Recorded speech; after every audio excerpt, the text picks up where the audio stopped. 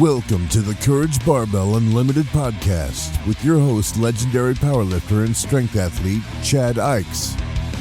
For most, the journey of strength starts in the gym, but should inevitably expand through all aspects of life.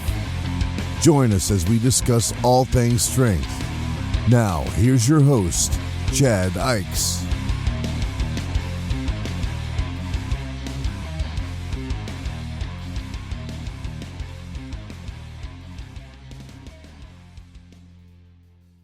Hey, everybody, we're back again. And I have another, I talk about this every time I have a guest because I have so many guests that I'm actually really excited about. This is another guest I'm really excited about. Today we have Marshall Johnson on, who, this is kind of bull crap because I didn't really realize this till I punched up open powerlifting this morning. You actually out-totaled me. What the shit is that? I was hoping that this would come out. Like I was never in my life gonna say I out-totaled Chad Ikes, but I was hoping one day he would realize it and bring thank you. Thank you. I opened it up and I'm looking and I'm like, okay, 1107 squat, right on. I go 782 bench, 854 deadlift. I mean, 2744. What the fuck? I got you. I'm canceling this podcast. And you actually did it at a way lighter body weight too. Yeah, that you were actually only at 308. Yeah, that's well. Thank you for that. I appreciate that. No, that's awesome. Like I was trying to think when we met, and I think it was at one of the Learn to Trains, and you were actually coaching. And like, if the people that don't know you, like his wife is a great power lifter. His daughter Freya is like, man, if she sticks with powerlifting, I love watching her videos because I actually show her videos to my clients and I'm like, look, this little girl can do it right. What the hell is your problem? Like, she has great technique and everything. I love watching those videos. She hasn't learned how to do it wrong yet. Well, I've said that because I bring up when I'm teaching technique, a lot of times I go, listen, watch your kids. I go, they do everything right. The problem isn't that we need to learn the correct way. The problem is we need to stop fucking it up. Mm-hmm. And, but yeah, I think it was, cause I think your whole family was there at that one. Is that where you remember the first time we met? I think it was, it was red shirts. It was red shirts that said empowerment. I think, it was definitely at a yes. first time we met. Yeah. And from what I remember, we just kind of got along right away. Absolutely. Yeah, absolutely. Yeah, I had watched all of your stuff for a long time, and I was a big fan. And it's one of those, it's one of those rare occasions where you actually meet somebody that you kind of look up to and like, and they're actually not an asshole. So that was pleasantly surprising. You're what's the word? I can't think of the word. I just remember you trying to teach me how to bench with my feet out, and then from then on out, it was just, you were always trying to get me to bench with feet out, and I could never get it, or it just never worked. But you're just so persistent about, you were just driving home that bench with feet out. And I just remember that. I remember, felt like I was like disappointing you. Like I didn't want to tell you, like, okay, I get it. This works for you, but it doesn't work for me. You know what I mean? I remember that specifically. Well, first of all, I'm pretty stubborn. And you need to get it down. And if you get it down and you go, man, it's just isn't right, then I'm like, okay, because everybody, one of the things I find, and it's interesting, I was looking forward to having you on because first of all, you have crazy numbers. Like you are an amazing power lifter. Right now, we've kind of both been going through some injuries, which I think there's some interesting things to talk about. And you coach, and you have your gym, and I have your frozen barbell. I have your shirt on.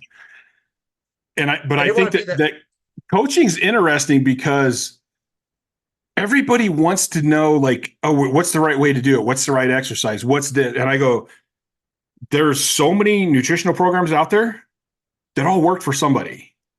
There's so many training programs out there that all work for somebody. And I go, if you're ever lucky enough to be one of the best in the world and you go to a competition and you look around you and you go, okay, well, the top 20 super heavyweights in the world are here. And you know what? None of us actually train the same. So like there Yeah. is no perfect one way. There's the perfect way for you. And that means you got to go through a process to figure that out because you're not just going to know. No, and like to quote Stan Efferding, the best program is the one you'll adhere to. You know what I mean? Mm-hmm. The best program is the one you'll do. Um, Obviously, there'll be some tweaks along the way. You'll obviously have to do some things that you don't want to do, or at least live in some discomfort. But at the end of the day, whether it's you or a client, like the best program is the one that they will adhere to. You know what I mean? And then you just have to fine tune and tweak it, whether you're tricking them into doing stuff that you want them to do without them knowing it, or Mm-hmm. you just basically accept the fact that this has to be fun for this person because they're a hobby lifter, or this has to be fun for this person because it's more social, or they have to enjoy it to some capacity. But there's also people like us who were so tunnel visioned, like we were going to do whatever it took to get the end result. We didn't care about the discomfort if we didn't like it. You Mm-hmm. have to understand there's like 5 genres of people who you're going to coach, like, and that could be plus or minus 4 or 5, but there's all sorts of people lifting for different reasons, and you can't just go into it with this blanks. This one template of this is how I'm going to coach everybody. Like, he must have to be like a psychologist, you know what I mean? Like, Oh yeah. it's not just learning how to coach, it's learning how to talk to people and interact with people. Yeah, I think one of the things coaches forget is the power of the mind and how big a role it has in it. Like you could give me 2 programs and I could go, man, I like this program a lot better. But depending on who I put there, if somebody hates the program and they don't think it's going to work, then it's probably not going to work. So Yeah. like I think I just wrote an article for Elite. I forget what the hell I've written. And one of them was about programs. And one of my big things was like, the first thing, go through and find a program that makes sense to you. Find one that you can get behind and believe in. And like you said, you're not going to love every single part of it. But if it's a program overall that you believe in and you like, you're going to do way better just simply because of that. Just simply because you're going to have a more positive attitude. And I like to bring up like linear periodization. I personally hate linear periodization. I will train somebody on linear periodization because Ed Cohn's the GOAT, and Ed Cohn used linear periodization. But I also learned a lot of the things that I didn't like about it, and a lot of the reasons I didn't have as much success with it. After talking with Ed, I kind of went, oh, I didn't do it right. It wasn't that the program was the problem. I wasn't executing it properly. But when it came to conjugate, I'm like, ooh, max effort and speed. Yeah, I like that. I like those days. So like for me, mentally, it made more sense and I enjoyed it more. You go in and go, Chad, you get to go 85% today. I'm like, whatever. That bores me. So I'm not saying that program doesn't work. I'm just saying my mentality actually fit better with conjugate. And it made sense to me. That's why I leaned towards it. But then even when I went to conjugate and it wasn't working, at that point, I became a lot smarter and I went, wait a minute, maybe it's not working because I'm not doing it right. And that's when I started talking to people and getting advice. But I mean, still, I think that mentality part of it. And if you pick a nutritional plan that you absolutely cannot stand, there's very little chance you're going to stick to it. I'd rather see a nutritional plan that maybe has a little more slack in it, but you're going to stick to it. Yeah, a big part of that is education too. Like one of my major pet peeves with coaches is because I said so. I hate that answer. Mm-hmm. People who give that answer is because they don't know why they're having the person do it. You know what I mean? Yes. I've been in that position when I started. I've done the whole because I said so or because I did it, but then I slowly realized because I don't know why I'm having them do it. They're just doing it because I did it. You know what I mean? I Mm-hmm. can't explain why it worked for me, but I slowly realized that when someone says because I said so, it's because they don't know why they're having you do it. You know what I mean? Mm-hmm. You have to educate them. You have to at least explain to them why they're doing it. If they know why they're doing it, it might be a strenuous assistance movement or cardio or conditioning or core work. If you explain to them the importance of it and what it's doing and how it's going to help them long term, that's going to help them accept it. You know what I mean? Mm-hmm. Well, I think what that does is that I call it being vested in your goals. If you're vested, if you put some blood, sweat, and thought into it, you're going to be tied to it closer, and you're going to stick to it closer. And if you go, like we mentioned this a little bit before I started, a coach is more of a guide. And you actually had you said more like a GPS, where it's like, don't come to me expecting me to tell you every single thing that you need to do. Because first of all, I'm only working with you maybe 4 or 5 days a week for an hour and a half. There's a lot of shit you need to be doing on your own. Oh yeah. And if you come to me going, I'm not going to think about it, you just tell me what to do, then your training is actually just like a check mark. You're going, up, train today, check. Like, you don't even give a shit. If you come in and you're vested and you want to know and you want to understand, and maybe it's not the best business plan, but I want my clients to ask me questions. I want them to understand. Don't just follow what I say. Understand why I want you to do it. And then you're going to be like, oh shit, okay, this is why I need to do this. And this makes sense. So now you have the positivity to feed into it. Like, even with like some of my older clients, I have she's 70 something years old. She's like, Chad, I got this pot out of the bottom of the stove and I did a perfect squat and I rooted my feet and I picked it up. And she goes, it was so easy. And I'm not trying to make her into a world record. We're quality of life, but I still try to teach her, and she understands and she asks questions. And then she'll bring up points that, hey, I rooted my feet, or I noticed I was doing this balance work. And if I root my feet, my balance is better too. And then there's thought into it.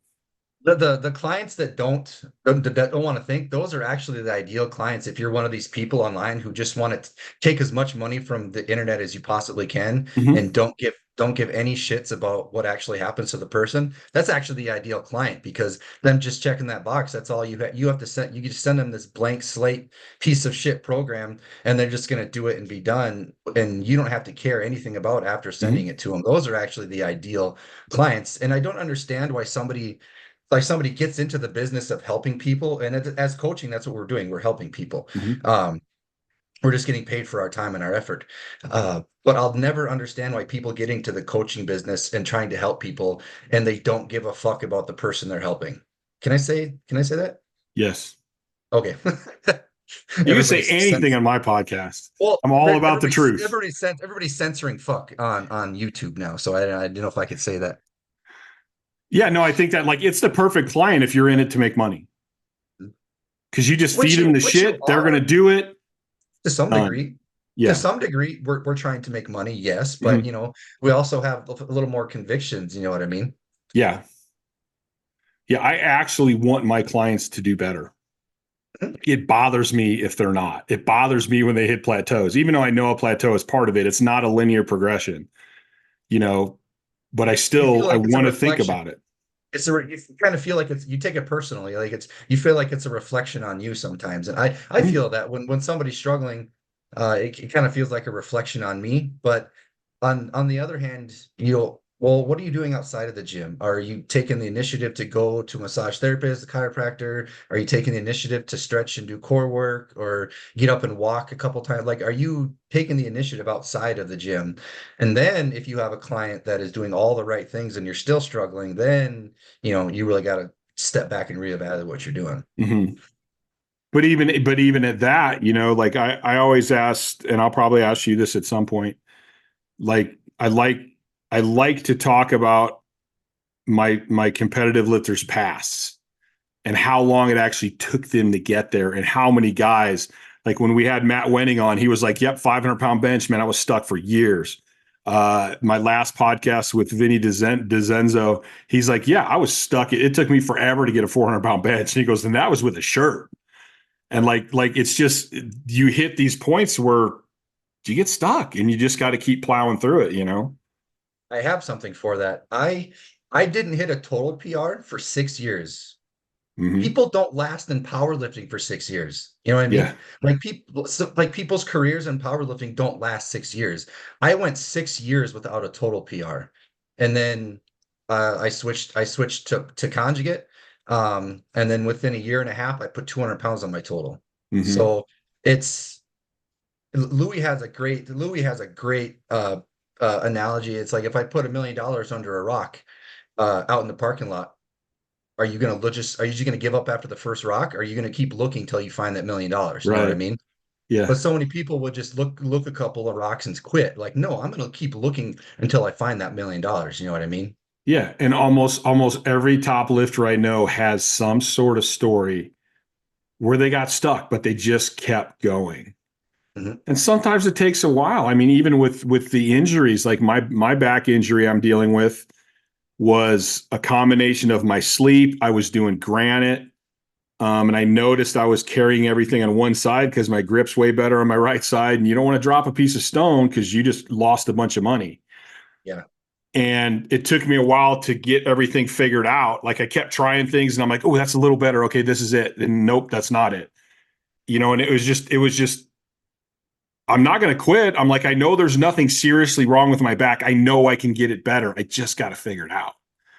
And it turned out to be an imbalance that was fairly simple, but it took me a while to figure it out and then a little while to get it fixed. And now things are going great. But like, if you just quit, oh, it didn't work, I'm done. You're never going to get anywhere because everything great's tough. Everything worth having is hard. If you have it's passion. Like if you have, and it's not even like discipline. Like I feel like passion has to be the root. Passion trumps everything. Mm-hmm. Dave Tate said it best. Passion trumps everything. Mm-hmm. So the reason why I didn't quit, you didn't quit, 6 years of no PRs or 2.5 years of dealing with a back injury. Like I'm passionate about what I do, so I'm not going to stop. And then on top of having passion, discipline has to be there too. You know what I mean? Mm-hmm. So if you want to endure, you have to have at least those two things. And that's why we never stopped. We're passionate about what we do. You know what I mean? You're never gonna stop. You're never gonna stop, loving your child. You're passionate about it. You're never gonna stop a career if you're passionate about it. You find something you're truly passionate about, it's for life. You know what I mean? I think mentality needs to go in there somewhere too. I guess I would throw discipline and mentality like the same. Like you have to have a See, strong mind I and a would say strong will. mentality and heart would go closer together. That's Yeah. interesting. Yeah. Because to me, it's having that mentality of knowing, like, listen, I want to do this, but it's hard and it's going to take a while. But you know what? When I get it, it's going to be that much better. But then I see what you're Or saying too, where it's that mentality of going, listen, this is just part of it. You have to stick with it. You're not going to make a gain every single day. You have to keep going. or not no not I've been through plenty of times in the past 2.5 years where I didn't believe I was going to get better, but I just kept going because I don't have it in me to stop. But there was a lot of times, I'm sad to say it, where I felt hopeless. I felt like I was going to be stuck in this forever. Like I did not see a light at the end of the tunnel. But for whatever reason, I just kept, and I haven't hit that light yet, but I'm better off than I was in the last year and a half. So So would you say, I don't know who said this quote. I just remember it's something along these lines. Like, you never really lose until you stop. mhm.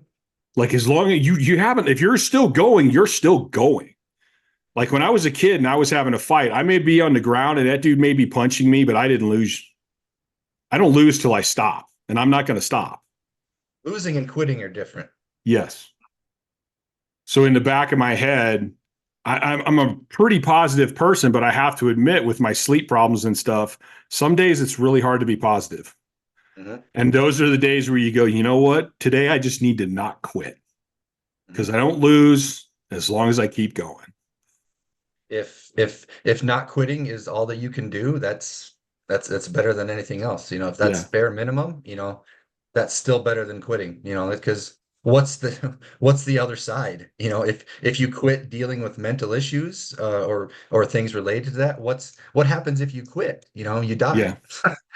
You know what I mean? And I don't know So, if you've had, because I know you suffer from anxiety. I don't know if you suffer from depression. Usually there's the two are together, but um, uh, I think it was a year and a half ago, 2 years ago, I had asked you, um, and I thank you because this helped me a lot. I asked you about sleep apnea because I I found out that I was diagnosed with sleep apnea, and Hmm. I couldn't I couldn't figure out why.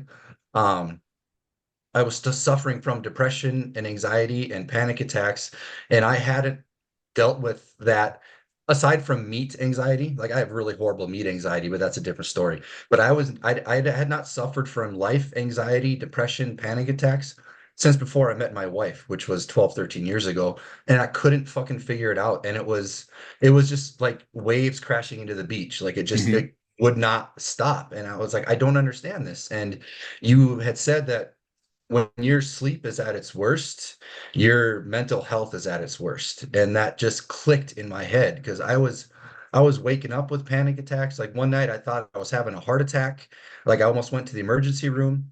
And that was when my sleep apnea was at its worst. I went, and I'm saying this is like throwing a rock in an ocean to you, but I went 3 months without sleeping, and I couldn't understand why my health was in decline. Like I just felt like a walking dead zombie. And it wasn't until I went into sleep study and got a CPAP, and I also lost 50 pounds because my sleep apnea was structural. I think it's structural, is that what they call it? It's Yeah. like it's either genetic or structural. Just like I was just way too much. Yeah. I was, 310 pounds for too long. But that helped me a lot because knowing that, and that helps me to this day, just knowing that connection between poor sleep and mental health was that it's like intertwined, and that helped me a lot. And I thank you for that. Yeah. I think that's one of the things that gets overlooked. And this is like, when I win the lottery and have a shit ton of money, I'm like, I would love, because I do not think that the medical community is studying this enough.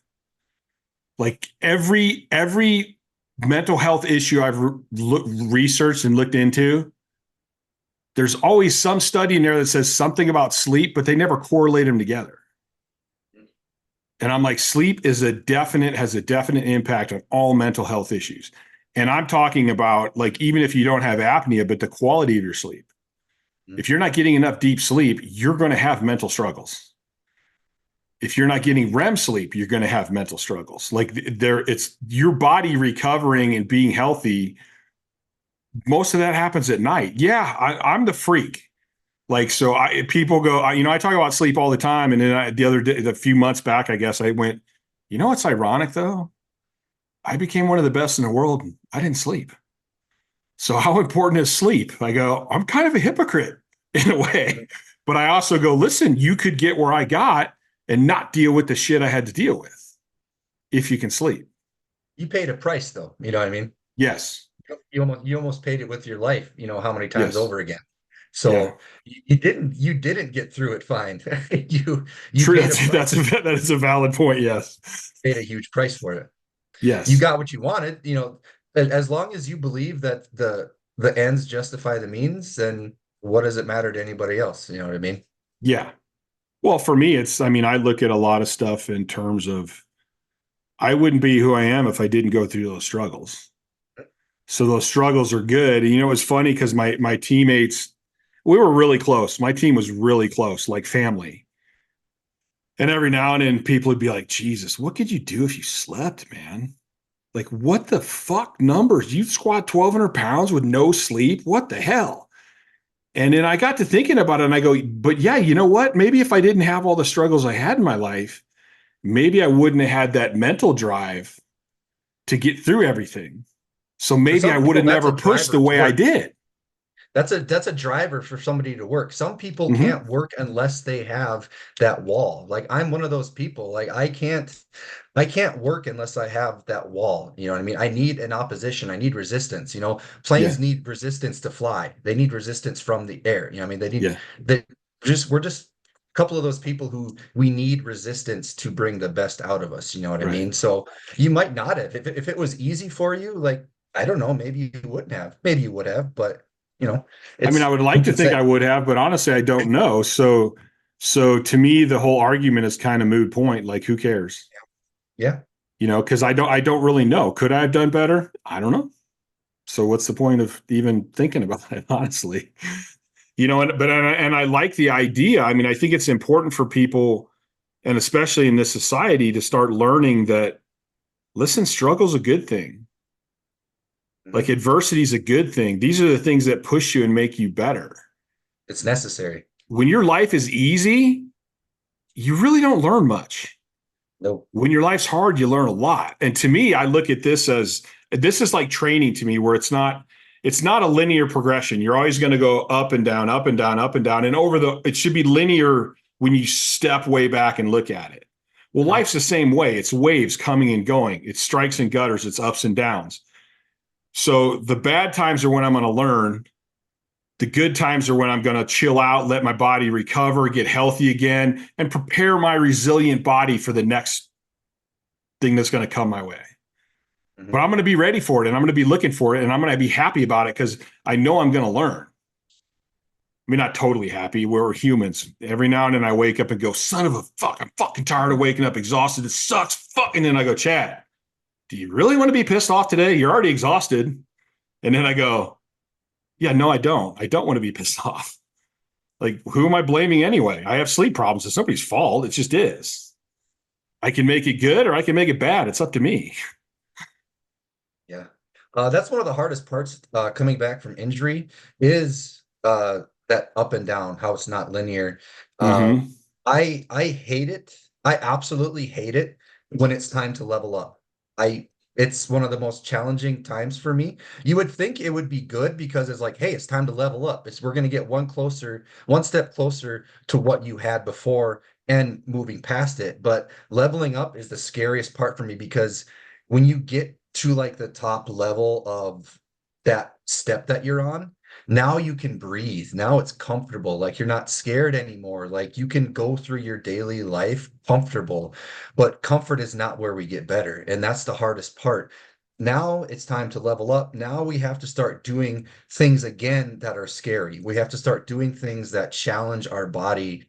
We have to start doing things that put our bodies, our injuries, whatever, in a position to where we are now testing them, we're straining them, we're forcing them to adapt and get better. But that's horrifying because you're stepping out of comfort. You know, like I just spent these 2 or 3 months going through all this horrible stuff. You know, it drains your mind and your spirit. And I'm comfortable now. I can breathe. If I just stop, I'll be fine. But this is not the part of the road I want to stop on. Now it's time to level up and start doing that scary stuff again.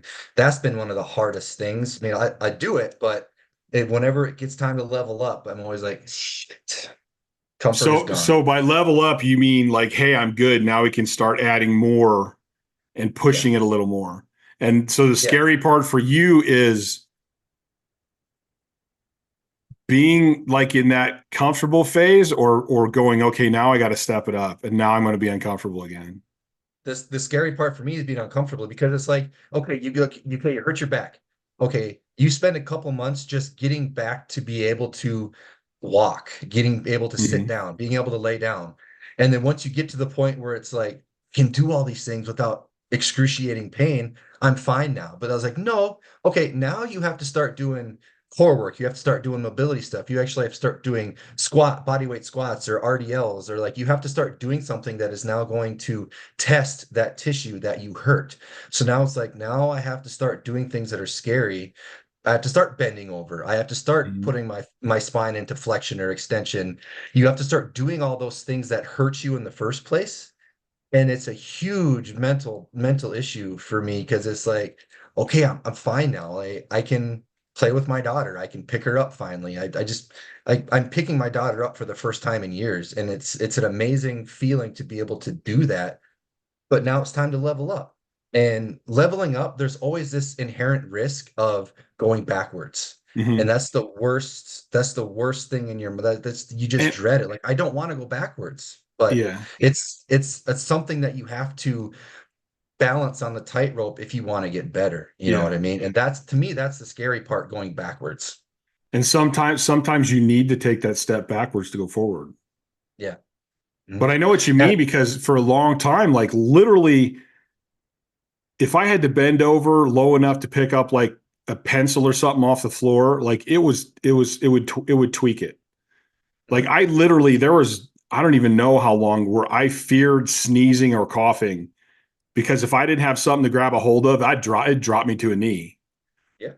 And then you start getting better. And part of that process of getting better is like, hey, there's a period where I need to not irritate anything.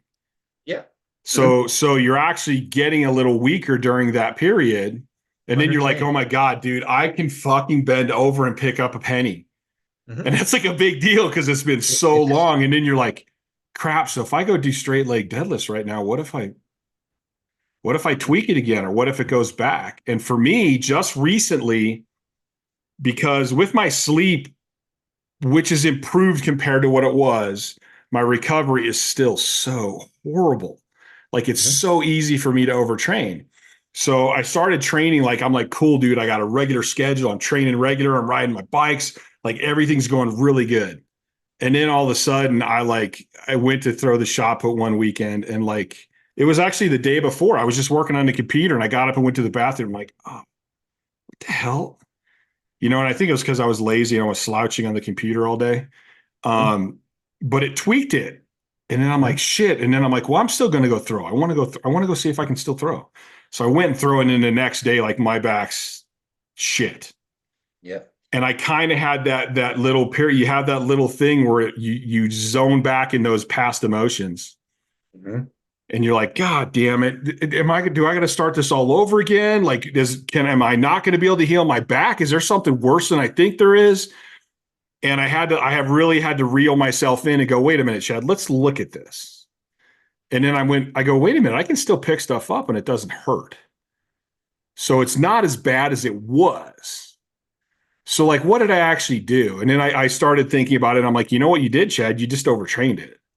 Because lately I'm lucky to get 3 hours of sleep a night. And even at that, it's a really shitty 3 hours. And I kind of went, okay, so then just the next week, you're not lifting. If it doesn't hurt your back to ride, you can ride a lot, you can walk a lot, you're just not going to lift. And so by the end of the week, it started feeling good again. And I was back to where I was.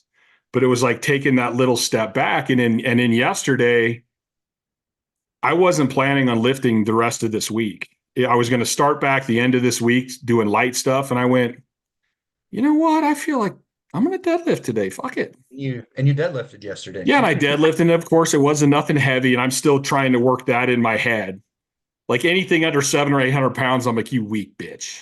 Mm-hmm. And I have to tell myself, no, Chad, here's where you're at right now. So if you do 450, that's a fucking PR. And be proud and happy to have that PR. But I pulled yesterday. Nothing really hurt. Today, it doesn't feel bad at all. I've already went for my walks. I already trained a couple clients. So I'm like, cool, man. Maybe that little step backward actually pushed me 2 steps forward. But what's weird and kind of what you mentioned earlier, this is really tough for me still. I'm used to feeling invincible. And now I don't feel fucking invincible, and it sucks. Like, it sucks. You start getting to a certain weight and you're like, now you're really fighting that little negative part in your head, and it was interesting because yesterday too, I got kind of out of position. Like my technique was not good for me, but I was able to keep pulling, and I felt my back, but I was able to keep pulling and it didn't hurt. So I'm like, this is good. This is good stuff. But sometimes I got to step back and step outside myself. Because myself is going, yeah, you used to pull 700 and you didn't even give 2 shits. You'd straight leg deadlift it. And I'm like, now you're struggling with 400 or 500. You got to focus on it, and I got to pull away from that, Chad, and go, no, step outside yourself and look at this realistically and go, you did good. You're doing good. Just keep it up. Yeah. Your description of, bending over to pick up a penny.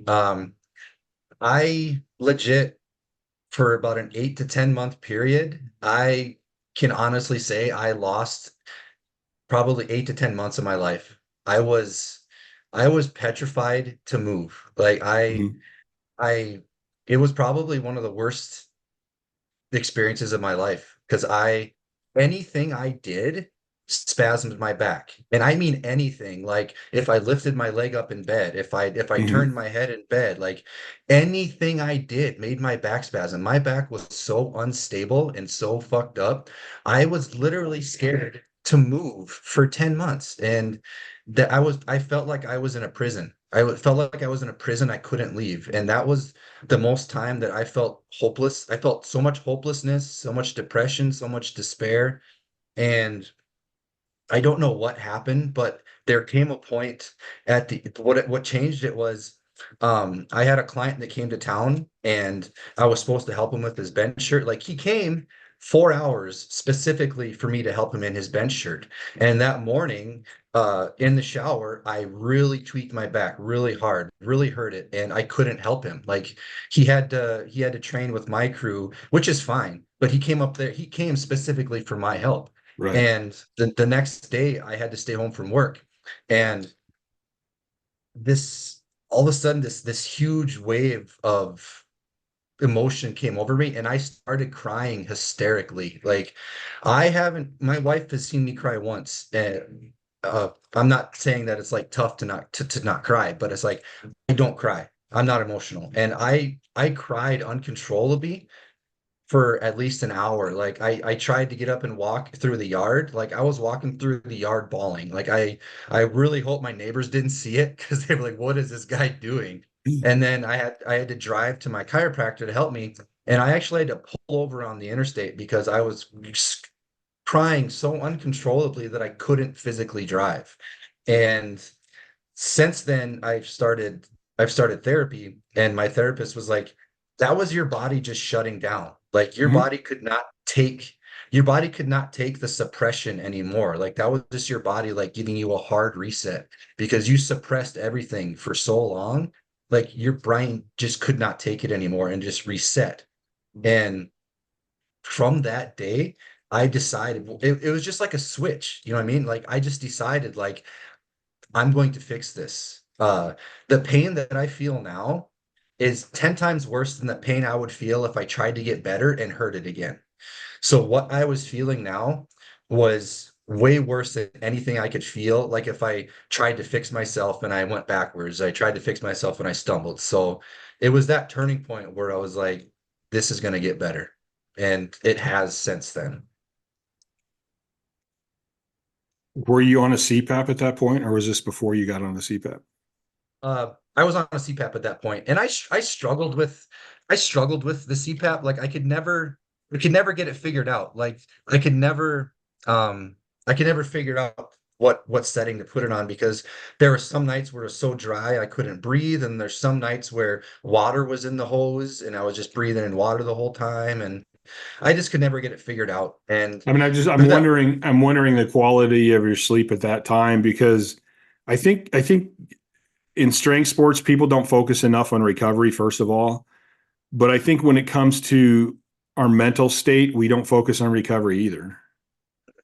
Like no, if you're in that state and you're that stressed out all the time and you continually feel that pain, like your brain never gets a chance to actually just chill out and relax. And especially if your sleep is not good and you're not getting the right REM sleep and you're not getting the right deep sleep, how's any of it supposed to repair? It's like stressed all the time. yeah, yeah. And I have since started going to on the CPAP thing, I lost weight so I didn't have to use my CPAP anymore. I lost 53 pounds. I did it over the course of a year. Like I just took my time and lost 53 pounds and like the sleep apnea kind of went away. Mhm. But I have since started going to therapy. I knew that there was a mental side to this that I can't do it on my own.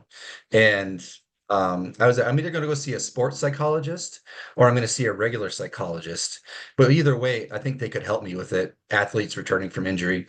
And there wasn't a sports psychologist in the area, and a friend of mine had a really great therapist in town.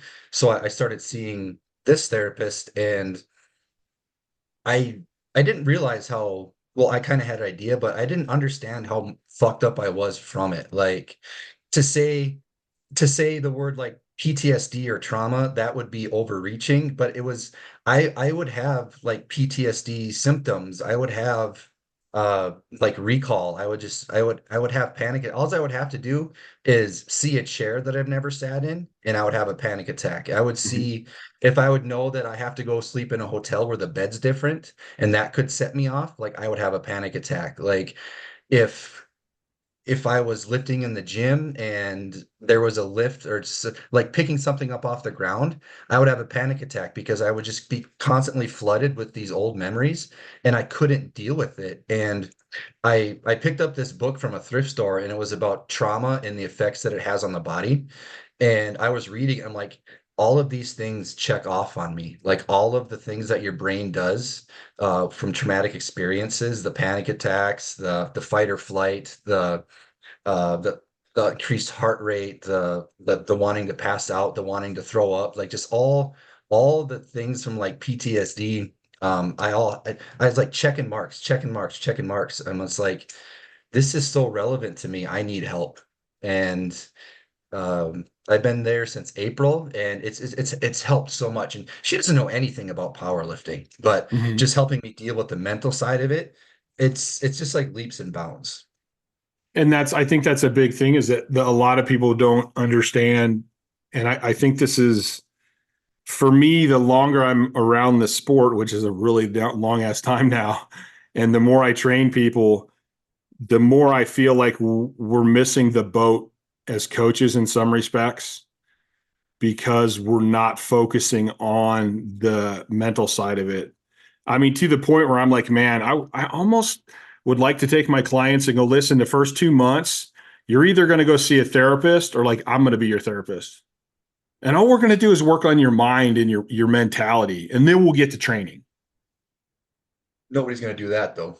Fuck no. But it's so important. I mean, and it's like I was talking to a friend who had actually met, the guy's a comedian now, but he used to train people. And he was talking to him about when he gave people nutrition programs and stuff. And he goes, I don't give anybody nutrition programs anymore. He goes, I want to talk to them mentally and help them figure out why they're heavy to begin with. Like if you don't fix the mental issues, they're never going to stick on the program. And like if you have somebody that hates to train and their mentality is horrible, you can give them any program in the world you want, and they're not going to stick with it. Like They you have got to to fix establish the underlying stuff. they have to establish their why. Mm-hmm. And you need to know why you're training. So I try to figure out, why do you even train? And then once I establish, why they actually train and they have like an off day or a bad day, it's like, well, what was your expectations of this day? Does it fall in line with why are you training? And that's like the first part of identifying, like, why are you mad? Like, are your goals or are your expectations of that day realistic? Because if you say that you just go to the gym because it's a social experience or you go to the gym because you're slaying demons, like if your whole purpose of going to the gym is to slay demons, does it really matter how you perform? As long as you go there and strain and get stuff out, Mm-hmm. isn't that the goal at the end of the day? You know what I mean?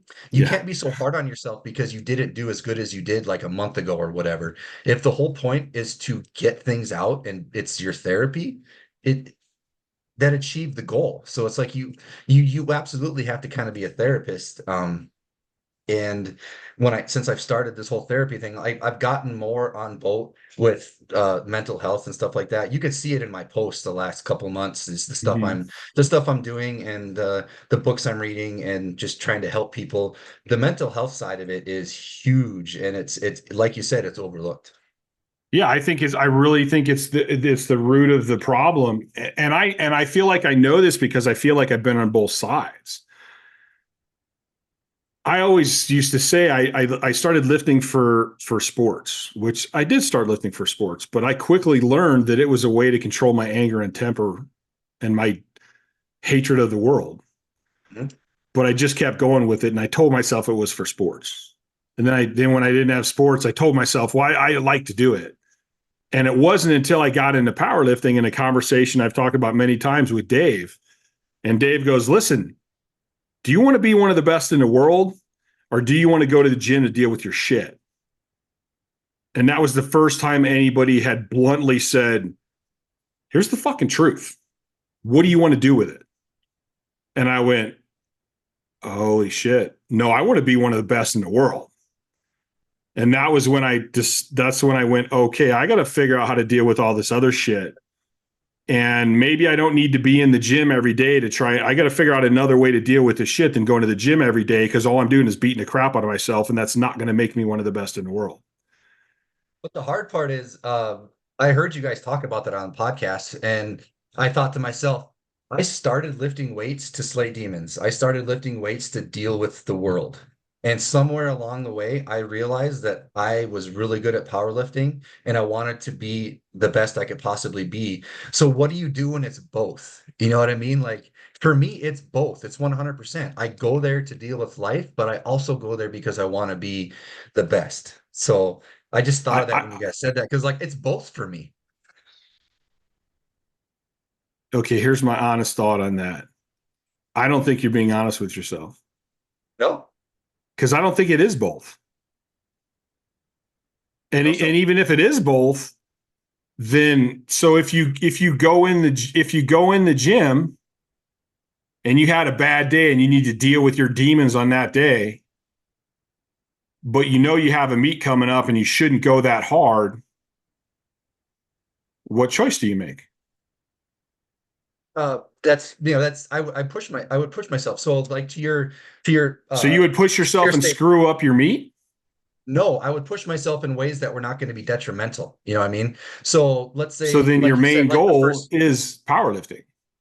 yeah, but if I go in, if a meet is coming up and let's say my main lift did not go as planned, you know what I mean? I would hit my accessories as hard as I could, or I would hit my conditioning, stuff that's not going to have, you can still put everything out there, like put everything out on the line, doing things that are going to have less impact as if you like further down the line, like compound movement, accessory, it all goes further down the line in terms of like compound movement, and then it gets down to like isolation, and then you should be doing some sort of conditioning and some sort of core work. You know what I mean? Mm-hmm. I could push myself on conditioning, or I could push myself on core work or some of the lighter isolation exercises, and that still would be that release for me. You know what I mean? And it wouldn't be as detrimental as if it was like, my squat sucked. I was supposed to squat 1,000 pounds, but I only squatted 900. So now I'm going to squat 800 for 12 reps because I'm pissed at myself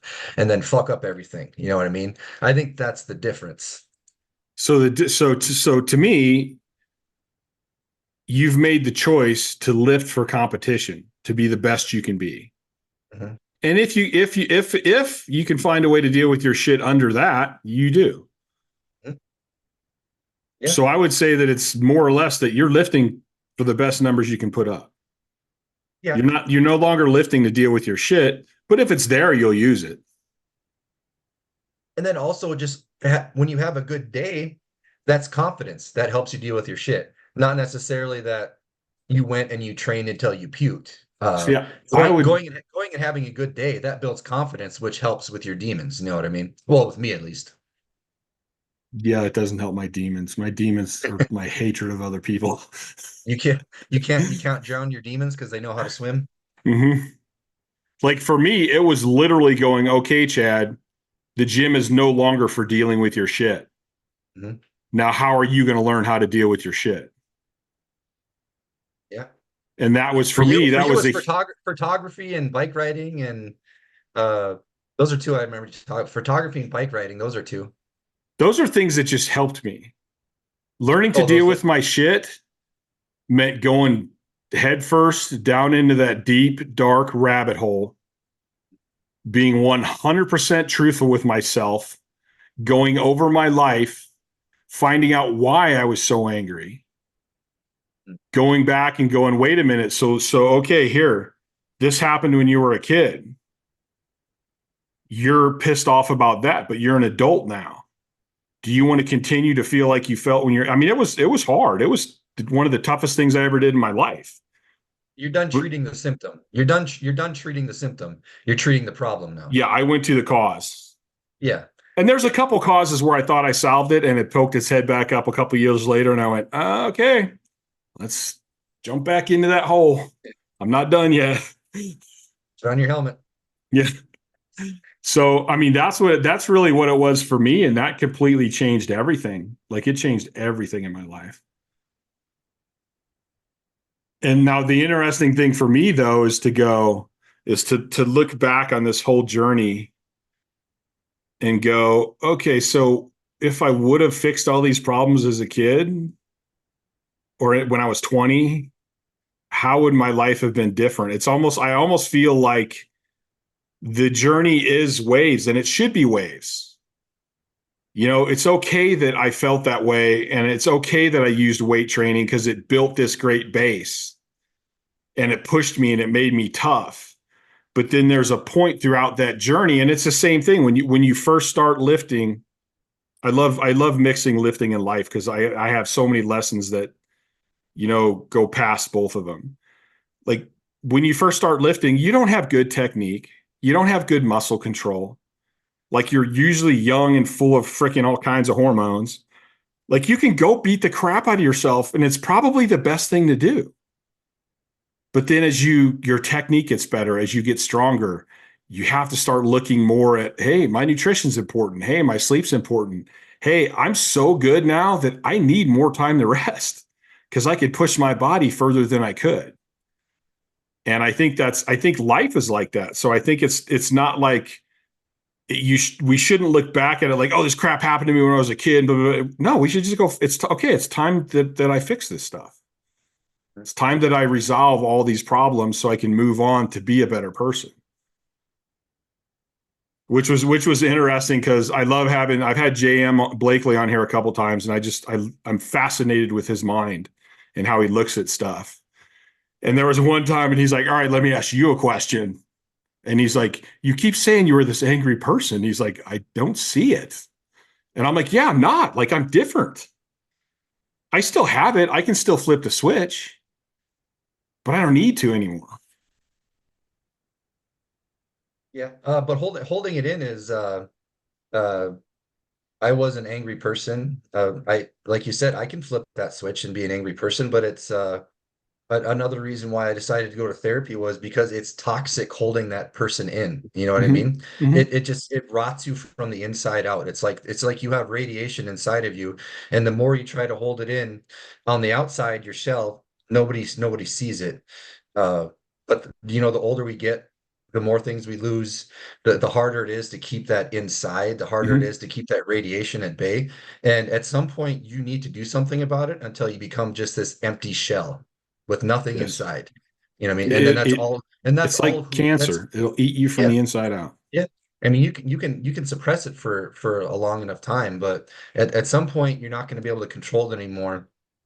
And you'll end up being that person. You know what I mean? You won't be able to flip the switch anymore because the switch will be flipped and then ripped off. You know what I mean? Yeah, but I don't see anything that I have inside me as it's not like this anger, it's not this resentment anymore. It's not anything I'm holding. It's just part of who I am.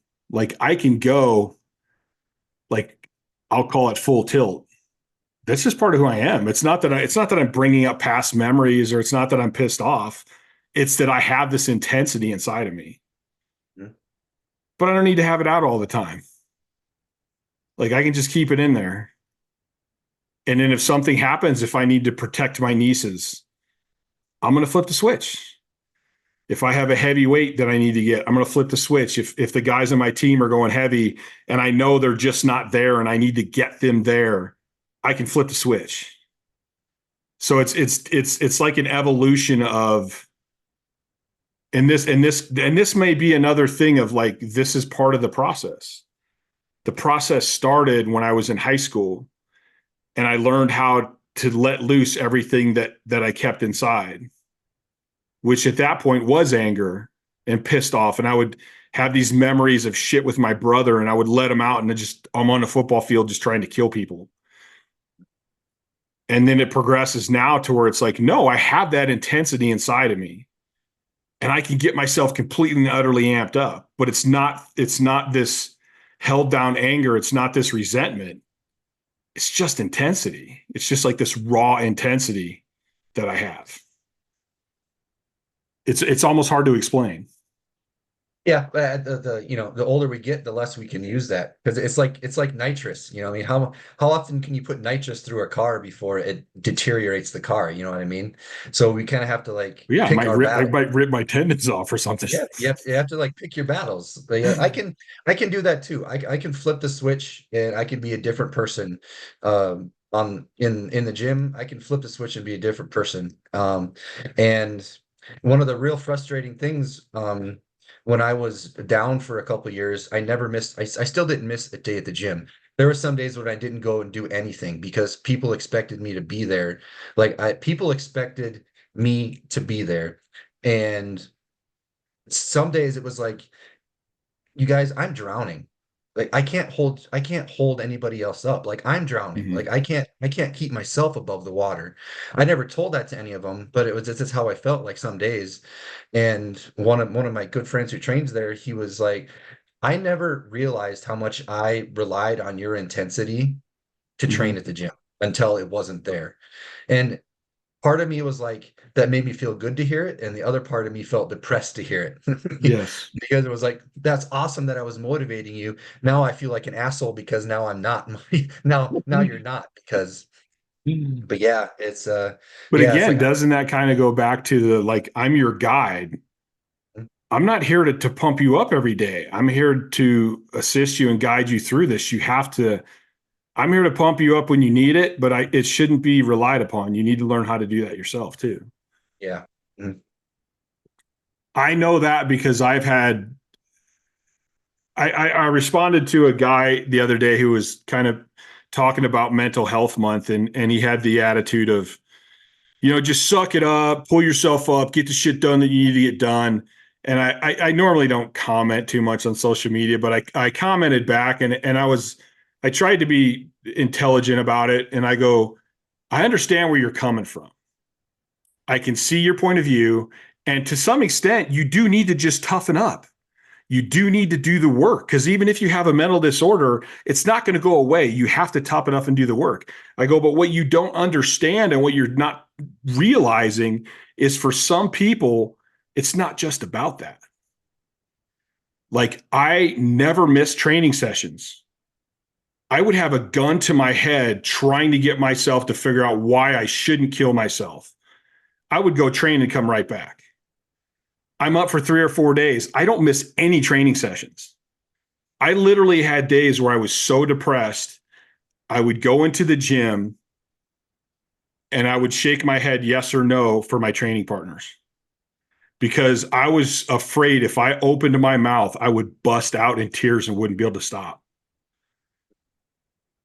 So I would point at stuff and they'd be like, so we're doing tricep extensions. I'm like, they're going doing JMs. I go, and it was just shaking my head. They would have to ask me questions because I seriously thought I would completely fucking lose it if I said anything. So I still did what this guy's talking about. I still toughed it out. I still had a purpose. I had all this stuff, and none of that solved the problem. The problem was something tweaked in my head. It was because I wasn't sleeping. It was the chemicals aren't right. And I think sometimes people forget that. But then on the same note, there are some weak people in this world I who was are just gonna like, say, I believe 100% that mental illness is a real thing.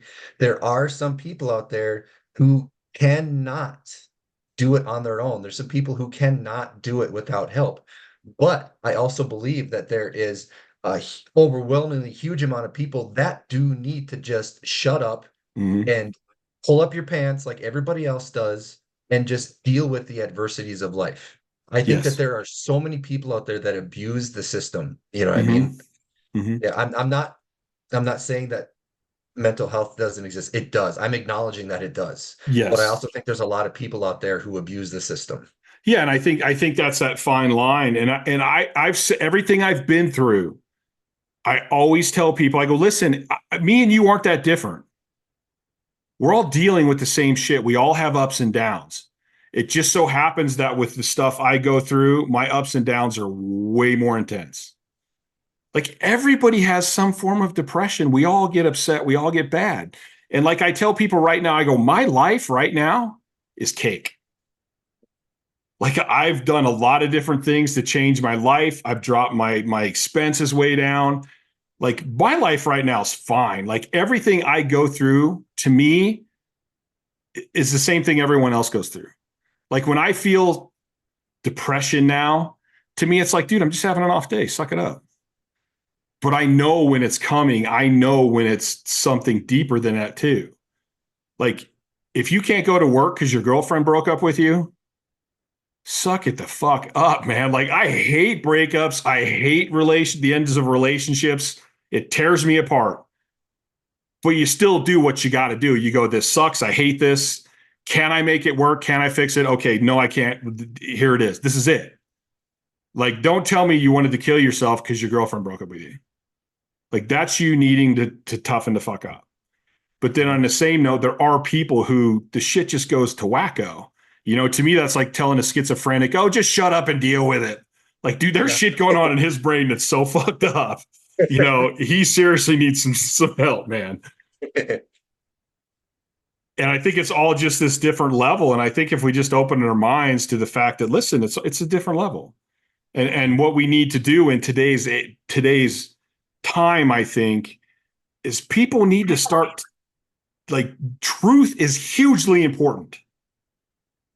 You having your buddy who broke up with his girlfriend and he doesn't go to work, and I just keep using that example, and you're like, oh, poor you, that's so horrible. She was so mean to you, blah, blah, blah, blah, blah. You don't need that. You need a friend that goes, you know what? It sucks. But you got to get your shit together. There's going to be more women. You're going to meet another woman. Like, it's not the end of the world. And it probably wasn't meant to be anyway. If honestly, you're going to look back on this and probably be happy at some point. Yeah, a very close friend of mine just went through an ugly divorce.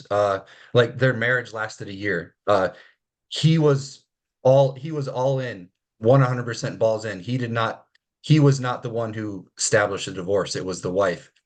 Dude never missed a day of work. Going through all that heartache, all the bullshit of, you know, owning houses and cars together, legal battles, financial stuff. That person just being ugly and trying to take the most that they could. Dude never missed a day of work. What he actually did was he actually started working 7 days a week. You know, he started working side projects on weekends just to be able to get through things. Like he never missed a day of work. You know, I mean, he's just, you know, that you use stuff like that to help you get through. Like if you were just to like stay home and be depressed, like that would not make you better. That would take you back. You know what I mean? If you just sit around and wallow in it, I feel like it's just going to make you worse. Yeah, sometimes like things like that, sometimes it's going to take time. So if you can utilize that time in a more positive way instead of just sitting there, I think that's going to be way better for you.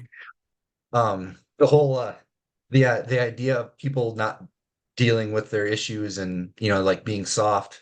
I was talking to Ernie Littlebridge Sr. I love Big Ern.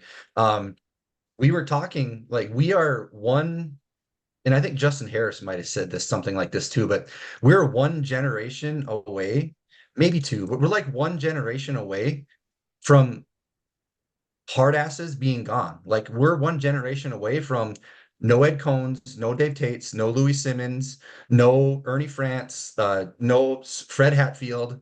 We're like 1 or 2 generations away from men like that being gone. You know what I mean? And that scares me. That scares the shit out of me. Not for me, but like for my daughter, like growing up in a world that doesn't have people who set examples like that. You know what I mean? Who just take life as it is, do what they have to do, no matter if it hurts or if it's painful or if it's sad. Like life still has to go on. You still have to do stuff. You still have to contribute. You know what I mean? But I feel like we're losing touch with that in society, and that's scary to me. Thanks. There's always going to be You just fucking scared me too. Right? What's interesting, because I love lifting. I love technique. I love the movement of the body. So I train everybody. So I have clients in their 70s, and the whole goal is quality of life. Mm-hmm. Like I feel bad for any blue collar person that worked their whole life and now they're too beat up to enjoy their retirement. I'm like, I want to help you live the healthiest, longest goddamn life you can because you worked so hard. I think you should have 40 years of being retired too. Mm-hmm. And there's so many times I go, you know who my toughest fucking clients are? It's the 75-year-old guys and girls because they don't bitch. They don't complain. They come in, you can tell they're sore. You can tell their arthritis is acting up. And they're like, yeah, I got to do this. And they just come in and do it. And they don't go, oh, I don't like that one. Or I don't like, well, I can't say that. A couple of them like to screw with me. So they're smart asses too, and they can take shit. But I mean, they basically just come in and do it. And I go, how are some of my tougher people 75? Like, how can it? We actually went for a bike ride. I take a lot of my clients if they can ride a bike because I have so many bikes now, and I'll take 3 or 4 of them, 5 of them, and I'll give them all a BMX bike, and that's our training. Our GPP that day is to go for a ride. And we did it one day, and I had the one kid's like 16. And like me and Paul kicked his ass. And I'm 52 and Paul's 56. And we got back and I'm like, I don't want to be an ass. But when I was 16, there ain't no fucking way a 50-year-old dude was going to beat me on a bike. Like, no way. And I don't see that anymore. Like, I don't see that mentality. It's almost like the competitive nature's gone. The idea that you have to give before you can receive, like you have to put in before you get out. An investment, you don't get the money first and then invest. Like the sacrifice is you give the money first and hope you get a return. But that's the only way it can happen, and I feel like that's getting lost in the process. Man, You have to give first. That's a whole interesting analogy, even with money. Because you look at kids now, they get out of college. I should make $150,000. You just got out of school, man. You should start at the fucking bottom and work your fucking ass up. Like, that's what you should do. That's what we did. Mm-hmm. But they just think they should have it. And now with credit and our country, look at our country. Our country's so out of debt, and we keep buying shit and keep building shit. So like nobody wants to save the money then buy the thing. They want the thing, and then I'll pay it off later. And it's kind of the same thing. And there was an interesting quote that I heard the other day where he said, the guy, and I don't even remember who it was. He's like, if you think something is going to be tough, maybe it's not that it's tough. Maybe it's that you're really sensitive. And I hear that in training. People are like, oh, that's going to be hard. Oh, well, I don't want to eat that. And I'm like, listen, here's the deal. You tell me this is what you want. Here's what it's going to take. And I'm not telling you what it's going to take in social media. This is what it's going to take. Now, do you want to do the work? Because if not, then you don't really want that goal. And I go, it really is that simple. It drives me insane. I struggle with that. I think like daily, like people sometimes don't want to do this or that. And I'm like, you told me this goal XYZ is what you want. Mm-hmm. This is what you have to do to get that goal. And now you're just exposing the fact that, okay, you really don't want this. I mean, is there like possibly other roads to get to that? Yes, but they're going to be filled with stuff like that you don't want to do. Yes. You know what I mean? Yes. So it just baffles my mind when someone's like, I want this. And then when you present them plan or the recipe or whatever, they're unwilling to do it. Yeah. Where I didn't have that growing up. Like I had, this is what I want to do. It didn't matter what, this is what I want to do. It didn't matter what it was going to take to get there. I was going to do it. Like even when I told people, after my first 700-pound squat, I said, I'm going to do 1,000 pounds drug-free. Nobody believed me. Like my teammates are like, dude, it can't be done. I don't know. And then the fact that you think you can do it, not going to happen. And then somebody would be like, well, how are you going to do it? And I go, I don't know. Well, how long is this going to take? I don't know. I know that this is what I want. Whatever it takes to get there, I will do. Like, I don't care how hard it is. I don't care how miserable it is. I don't care how tough it is. This is what I want. So it's unlimited. I will do whatever it takes. And I don't, everybody seems to be like, everybody has this, I want to say fairy tale, but that's not true either, because every fairy tale we've ever written or Every fairy tale you've ever like listened to, they go through shit. That's what makes it a fairy tale. You go through shit to get the good. Mm-hmm. Yet there's so many people now that just, well, that's not right. I should just be able to lose weight. Yeah, according to who? According to what universe? Like, that's how you feel? Well, and I've been using this one a lot too. I'm like, that bar right there, that rack, those weights, they don't give two shits what you feel. They don't care. My gym doesn't care what you feel. I go, a lot of times I don't care what you feel. You told me this is what you want to do. This is what it takes. Whether you feel it's hard or not is irrelevant. I have it on my wall at the gym. I referenced the bar is a quote from Terminator. Like, it can't be reasoned with, it can't be bargained with. It doesn't feel pity, fear, remorse, and it absolutely will not stop ever until you're dead. Yes. And like that's the bar. Like, it doesn't feel pity, it doesn't feel remorse. It'll never stop. So even if you hit your PR, even if you break a world record, it's going to be there and it's going to hold more weight.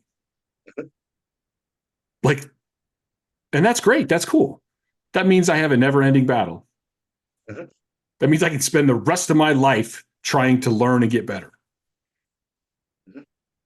Yeah. I never, this might be different for you, but I never set out when I started powerlifting. I didn't set out and say I wanted to be the best in the world. And I'm not saying that comment doesn't imply that I was or am, but that was never my goal, was like to be the best. My goal was never I'm going to squat 1107, I'm going to deadlift 900 pounds or whatever. Like, my goal was just, I want to be as good as I possibly can be. And those things have just come along the way, because there's always, you can say I want to squat 1,000 pounds, but what happens when you get to that 1,000 pounds? If your whole journey was built around, I'm going to squat 1,000 pounds, that means you are going to check as many boxes as you can. You're going to take all your card tricks. You're going to lay down everything you possibly can to hit that 1,000 pounds. So when you get to the 1,000 pounds, like, okay, maybe I want to try, 1050, 1100. Like, you just played every card you had to get to that. Why can't you just think of it in terms of, I have these loose goals along the way. Like, it would be cool to squat 1,000. It'd be cool to squat 1,100. I'm just going to do everything I can to be better. And then those things will happen along the way. You know what I mean? So you're doing as much as you possibly can and not laying cards. Like, I still have cards I haven't laid. And I try to instill this in my lifters. Like, you get as far as you possibly can with limiting what you give yourself access to, whether that be gear, whether that be drugs, whether that be nutrition. Like, you always leave cards in your hat. You don't lay every card you have to hit a minuscule goal, because where do you go from there? I think you or somebody else talked about it with Dave. It's like, if you take all these drugs to just hit, if you just want to squat 1,000 pounds and you take all these drugs to squat 1,000 pounds, what are you supposed to do if you want to squat 1050? Take even more drugs and kill yourself? It's just, you can't lay everything down. You have to just give, because there's always something you can do to get better. You know what I mean? Well, what my first thought is? I'm going to get more cards. Yeah. It's interesting, because I think, again, this is all the journey. Like, it doesn't just happen. One thing happens.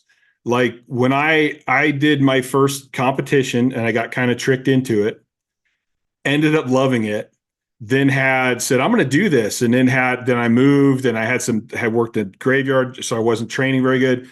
And eventually I went, you know what, man, that powerlifting thing was really fun, and I think I can be good. So I'm going to do this. I'm going to dedicate myself, I don't know how many years, but I'm going to dedicate years to this and see what I can do. That's how it started.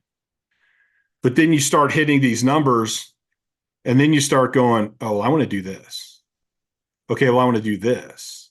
And it was like 1,000 pounds drug free. And at that time, that was there were guys that did it that were supposedly tested, but there was really questions if anybody had actually done 1,000 pounds clean at that point.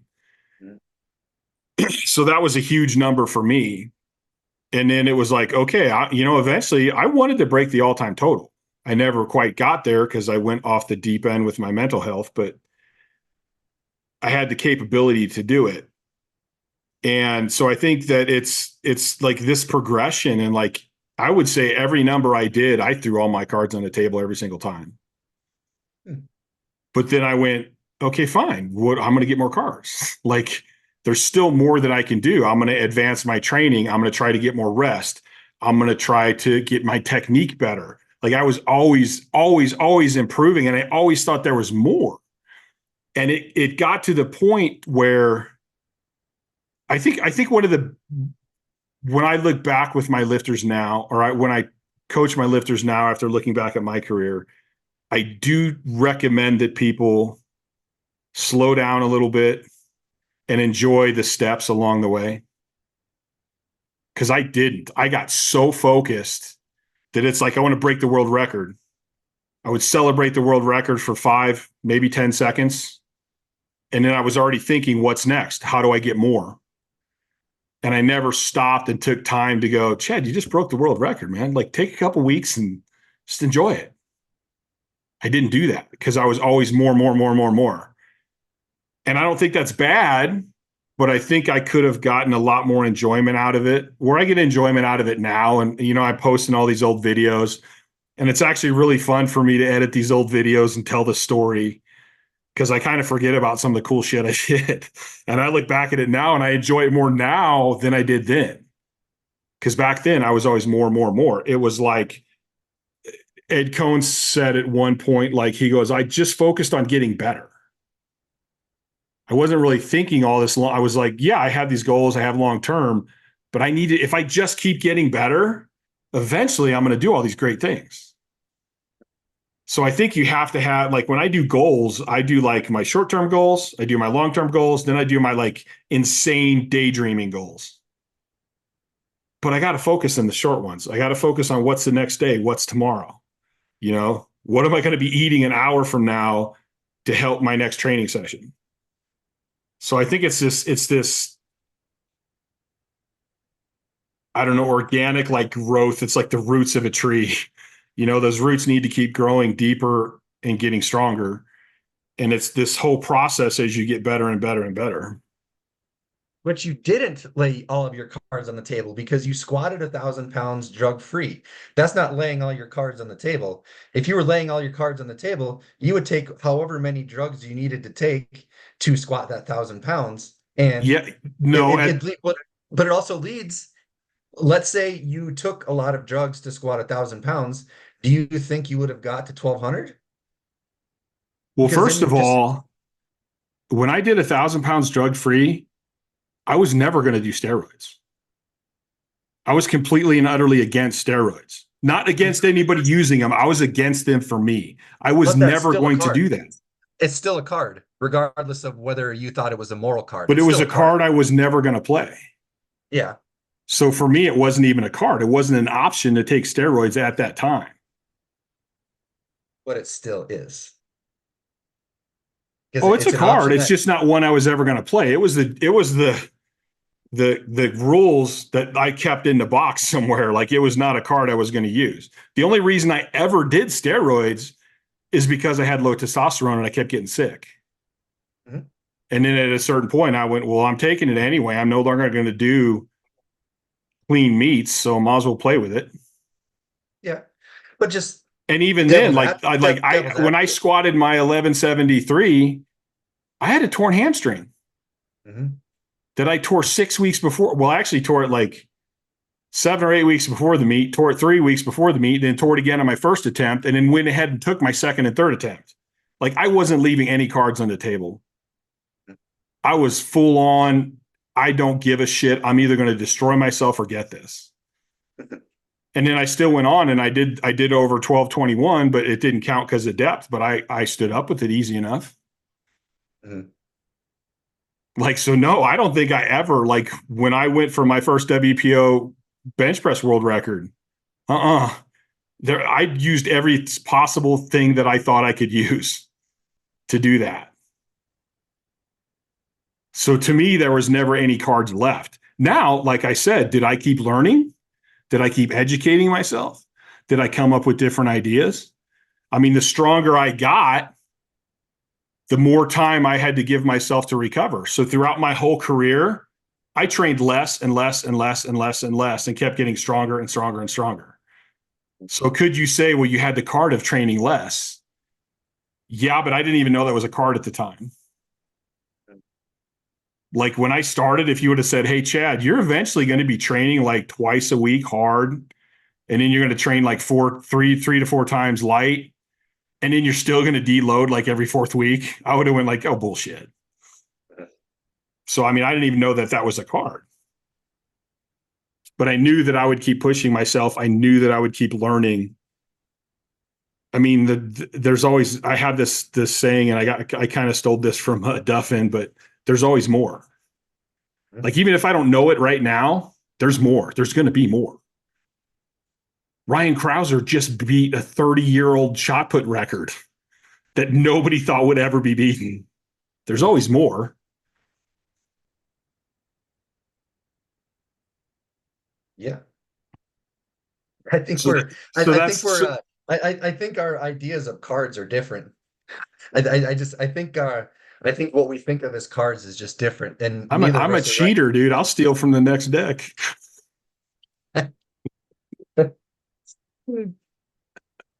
Either way, you find ways to get better along the way. Well, we're still saying the same thing. You find ways to improve along the way. It's that cliche. It's not about the destination. It's about the journey, and that's 100%. You know what I mean? Mm-hmm. Well, I have trouble with that one too. Because if I was just about the destination, I would have stopped a long time. I would have stopped, a long time before I did. But if you weren't about the destination, where would your journey take you?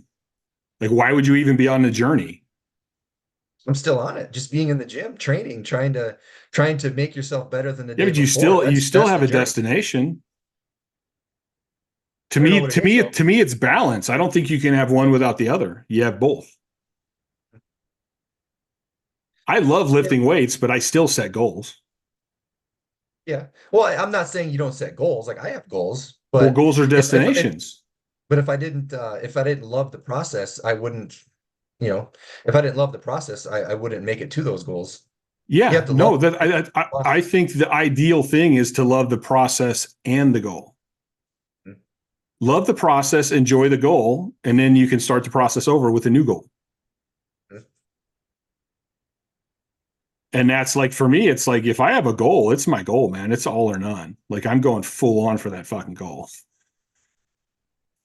My biggest issue now, and I was thinking about this the other day. My biggest issue now is that my main goal is mental health. Mm-hmm. And so a lot of goals that I set, I have to back off of a little bit because mental health is my main goal. Mm-hmm. Because with my sleep, just overtraining and how much I do, it really, it's all this huge intertwined ball. And if I pull one string, man, the whole sweater's undone. Who the hell was that band that had the sweater song? Weezer? Yes, Weezer, that one. Yeah. Yeah.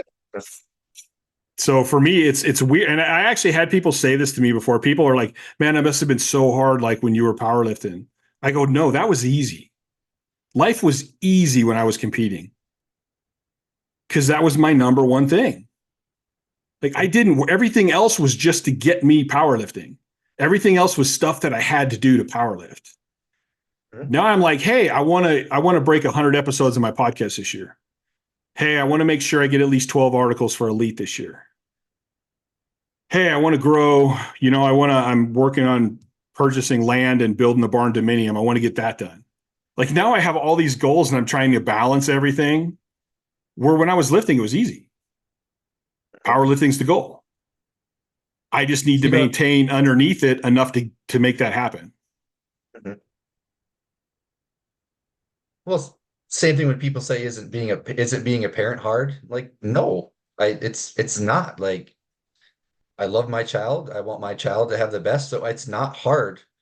It's not hard being a parent. Sometimes it's hard making choices, but it's not hard being a parent. People act like being a parent's a chore. Like I'll never understand when people will get mad at their spouse because they have to stay home with their child. Like that just blows my mind. And I guarantee you've heard it in relationships where the spouse will be upset because they have to stay home with the child while the other Mhm. person gets to go out and do whatever they're doing. Like I never understood that. Like I can do anything with Freya. Freya comes with me, and there's nothing in my life that I can't do with Freya with me.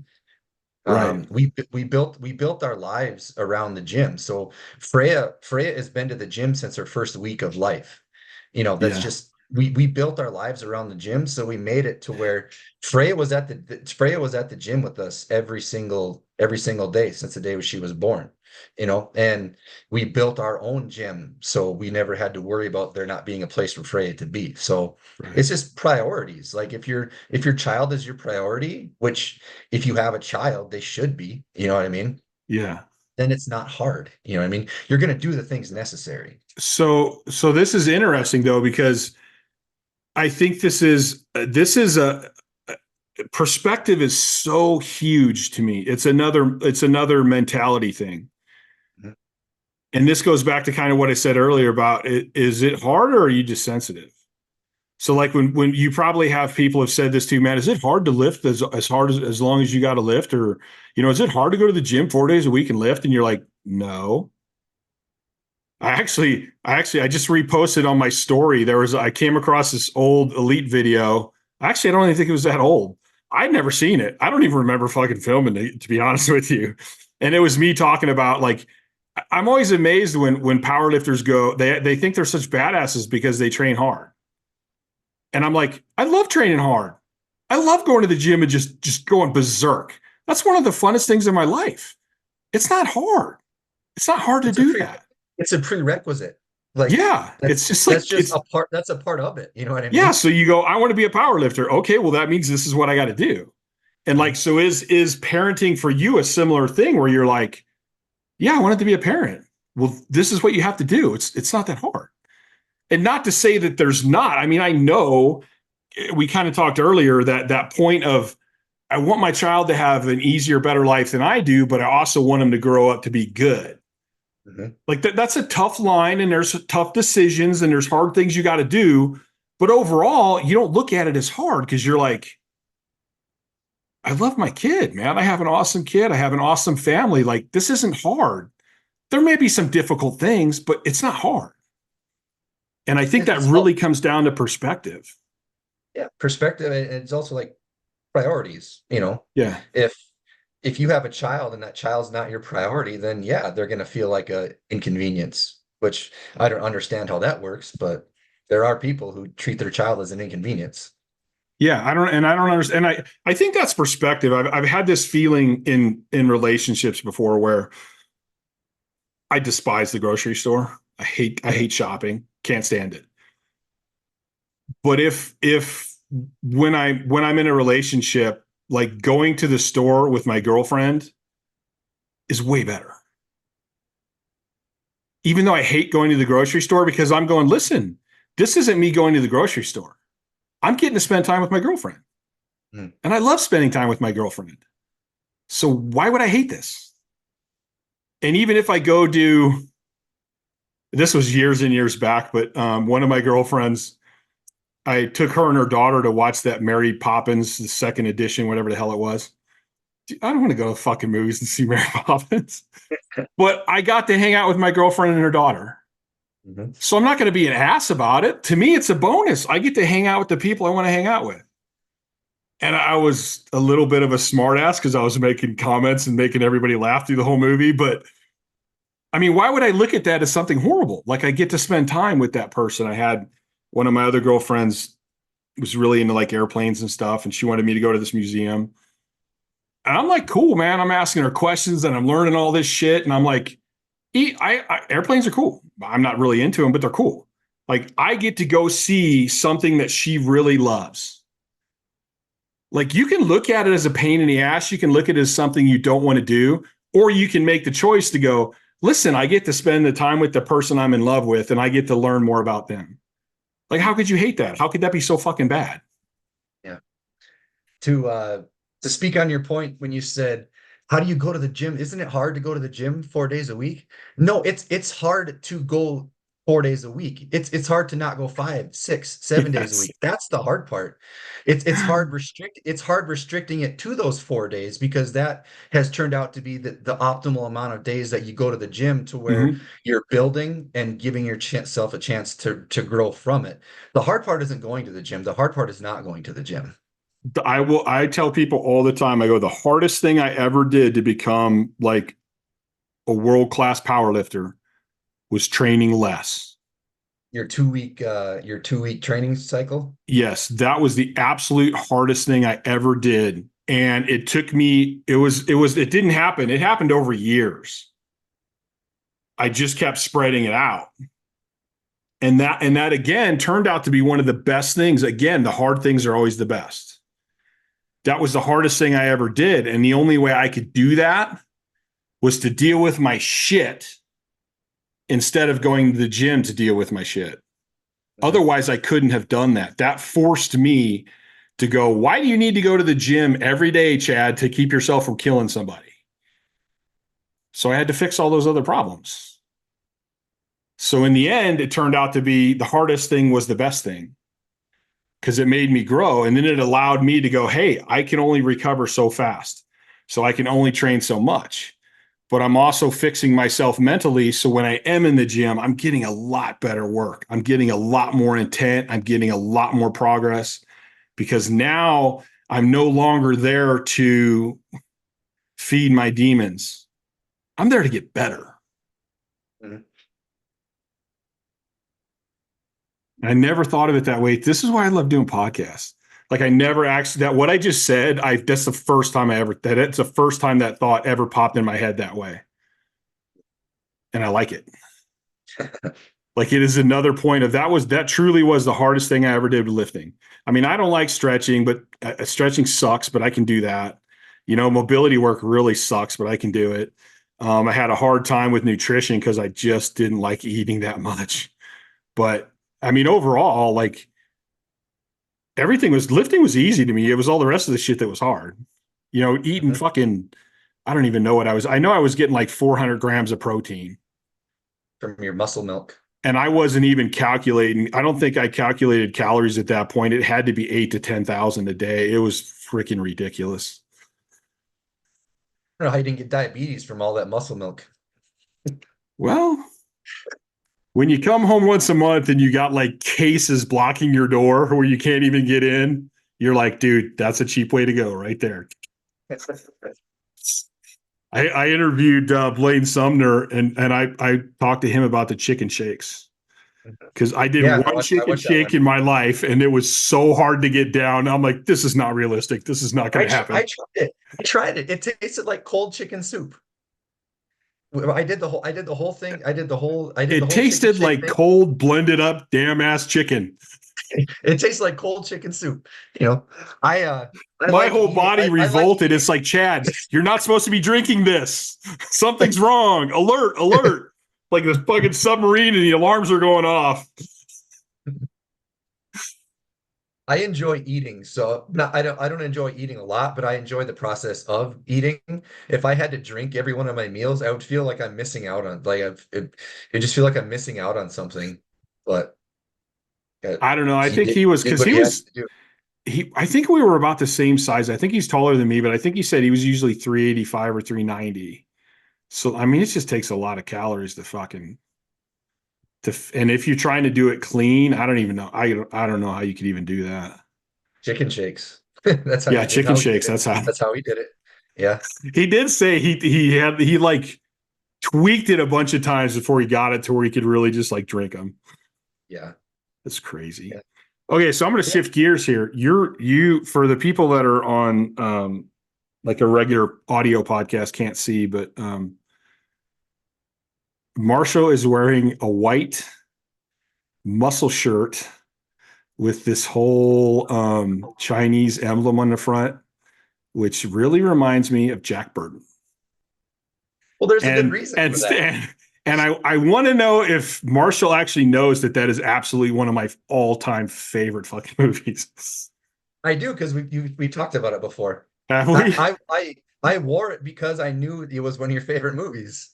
Like I was going back and forth debating, like, do I wear the Courage Barbell shirt? And then it's like, no, you don't wear you don't wear the shirt of the band you're going to go see. Like you don't be that guy. So so I was like, what's the best next thing I could do? Like, oh, I know he likes Big Trouble in Little China, so I'll wear a Big Trouble in Little China shirt. Like if Jack Burton was a power lifter, he would have been me. Yeah, such a And great. there's a lot of times in my life where I'm like, what would Jack Burton do? It's Say what the absolutely hell? one of my favorite What the hell? characters. Mhm. So you started, when did you do your first competition? I actually had to look this up because I didn't know for sure, and it wasn't on Open Powerlifting. I think Open Powerlifting has my first meet in like 2010. Yeah. Um, my first meet was December 2007. Um, I weighed in at 218. It was like the first couple years of competing, I competed in drug free, like NASA. NASA I is one remember that's NASA, yeah. yeah, NASA, and I did a couple USAPL meets. But my first meet was 218, um, 429 squat, 302 bench, 521 deadlift. That was my 2007. That was my first What was the total on that one? Like, 1254. that's a big change. Yeah. You go Yes. 27. So that's And when was 17 that? How many years. years is that? 17 years. Yes. 2007, 17 years. Yeah. Yeah. And And a then and a what is it, 1,000? So 1,500 pounds on your total, yeah. Yeah. basically. And almost 200 in that was at the end. I had I don't know anything about what programs are called. Like I had a client on Brandon Smitley's podcast, and Yeah. Brandon was asking, well, what type of training does Marshall have you do? And he was like, oh, it's like linear and it's block. And I'm like, I didn't know that. I just I it's what it is, but I for the life of me, conjugate is the only one I can remember what the training is to the name. Like Hmm. I can never remember, like linear block, step loading, stuff like that. Um, but I had done the same thing for probably like 12 years, which I think is what you would just call linear training. Hmm. And it got me to almost 2,600. It got me there very fast. But then, like I said, I went 6 years without a total PR. And then So, well, wait a Shane, minute. Wait a minute. Define fast. What numbers and how long? um, it's 2000, I think 2000, I think 2010, 2011 was my like high 25. So like 5 years. So in 5 years, you went from basically 1,200 to 2,500. Yeah. And I didn't See, that's huge. I got there fast, and I did not dabble with um I did not dabble with drugs until I think I got to like 23, 24 before I started dabbling. So I put a lot of years in, but it came to this head where it was like I want to be the best I can possibly be, and this is just a part of the equation. It just has to Hmm. happen. Um, uh, but yeah, so I did linear for the longest time, but like I said, I went 6 years without a PR, and then Shane Sweat, um, over the years was really wanting to train me, and I just wasn't ready. I just wasn't ready. And it came to a head where I did a meet and it was just bad, and I was like, okay, I'm trying anything. And Shane offered to train me for free, and I was like, okay, let's just do it. I'll try whatever you want me to do. And I'd never trained conjugate before, and it literally took me 6 months to acclimate. It took me 6 months to acclimate to where I could do a training session without wanting to die. Like I would only get half the work. There was so many months where I would only get half of what he gave me done, and I would be on the ground just dead. I'd lay in the ground for like a half hour before I left the gym to go home. It would take me like 2.5, 3, 4 hours to get through half of what he gave me. And it took me 6 months to where I could do everything he gave me and feel fine. And the very first meet that I did with him, uh, it wasn't a PR, so it wasn't really the best meet. But the second meet that I did with him, I totaled 2,600, which broke my 6-year streak.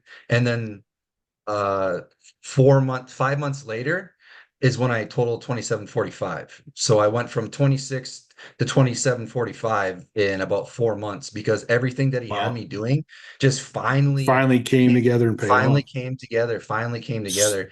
And it was in my opinion, the biggest part of the whole thing was conditioning, just being conditioned to be able to get through a meet and not feel like ass, like getting to deadlifts and still feeling fresh.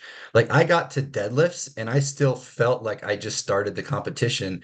I actually did dynamic effort lower the day after the meet. Like I felt so fucking good. Like I totaled that and I felt fine. And the biggest part of that was conditioning and accessories. Like you have to be in shape. That's just something that I feel gets lost on a lot of people in powerlifting. They think Hmm. it's just about being strong and brute force. Like, no, you have to be in shape. You have to be athletic. You have to, being able to jump, yeah, I don't think is a necessity, but it builds explosive strength and it also builds discipline. You know what I mean? So he had me jumping. I never jumped before. And just all those things that came So together what? was, So his training's changed over the years to some extent. So were you doing like a typical West Side kind of split, as far as I know. Yeah. like 2 dynamic days, 2 max effort days in a week? So it was, yeah, two max effort, two dynamic effort, and then two special exercises. So I was training 6 days a week, and the special exercises day were basically like recovery days. So if I did max effort upper on Monday night, Tuesday meant it was like a really high volume, like bodybuilding kind of style Hmm. training for upper. So he called them special exercises, but that was just kind of like a recovery day. Yeah. And then so you were doing like your main movement, then like 4 to 5 accessory things and good. Yeah, yeah. So it was main movement. I would say it was like 6 to 7 total movements between the main lift, uh, core work, and then accessories. So it was like Hmm. 6 to 7 total. And I found that's like the sweet spot for most people, the people Hmm. I train and myself, like that 5 to 7 is like really the sweet spot. And to me, that includes core work and that includes some sort of conditioning, whether Right. that be a finisher or just like a straight up sled work or some sort of conditioning. And then do you deload? We did not deload. We So I you were able to do all of that in a week and keep it up. Yeah. Mhm. Oh, Yeah, there was no deload. And that was the hard part to learn coaching people conjugate was I would just have people just go without deloads because that's what we did and I never needed it. You're just always in shape, you always felt good.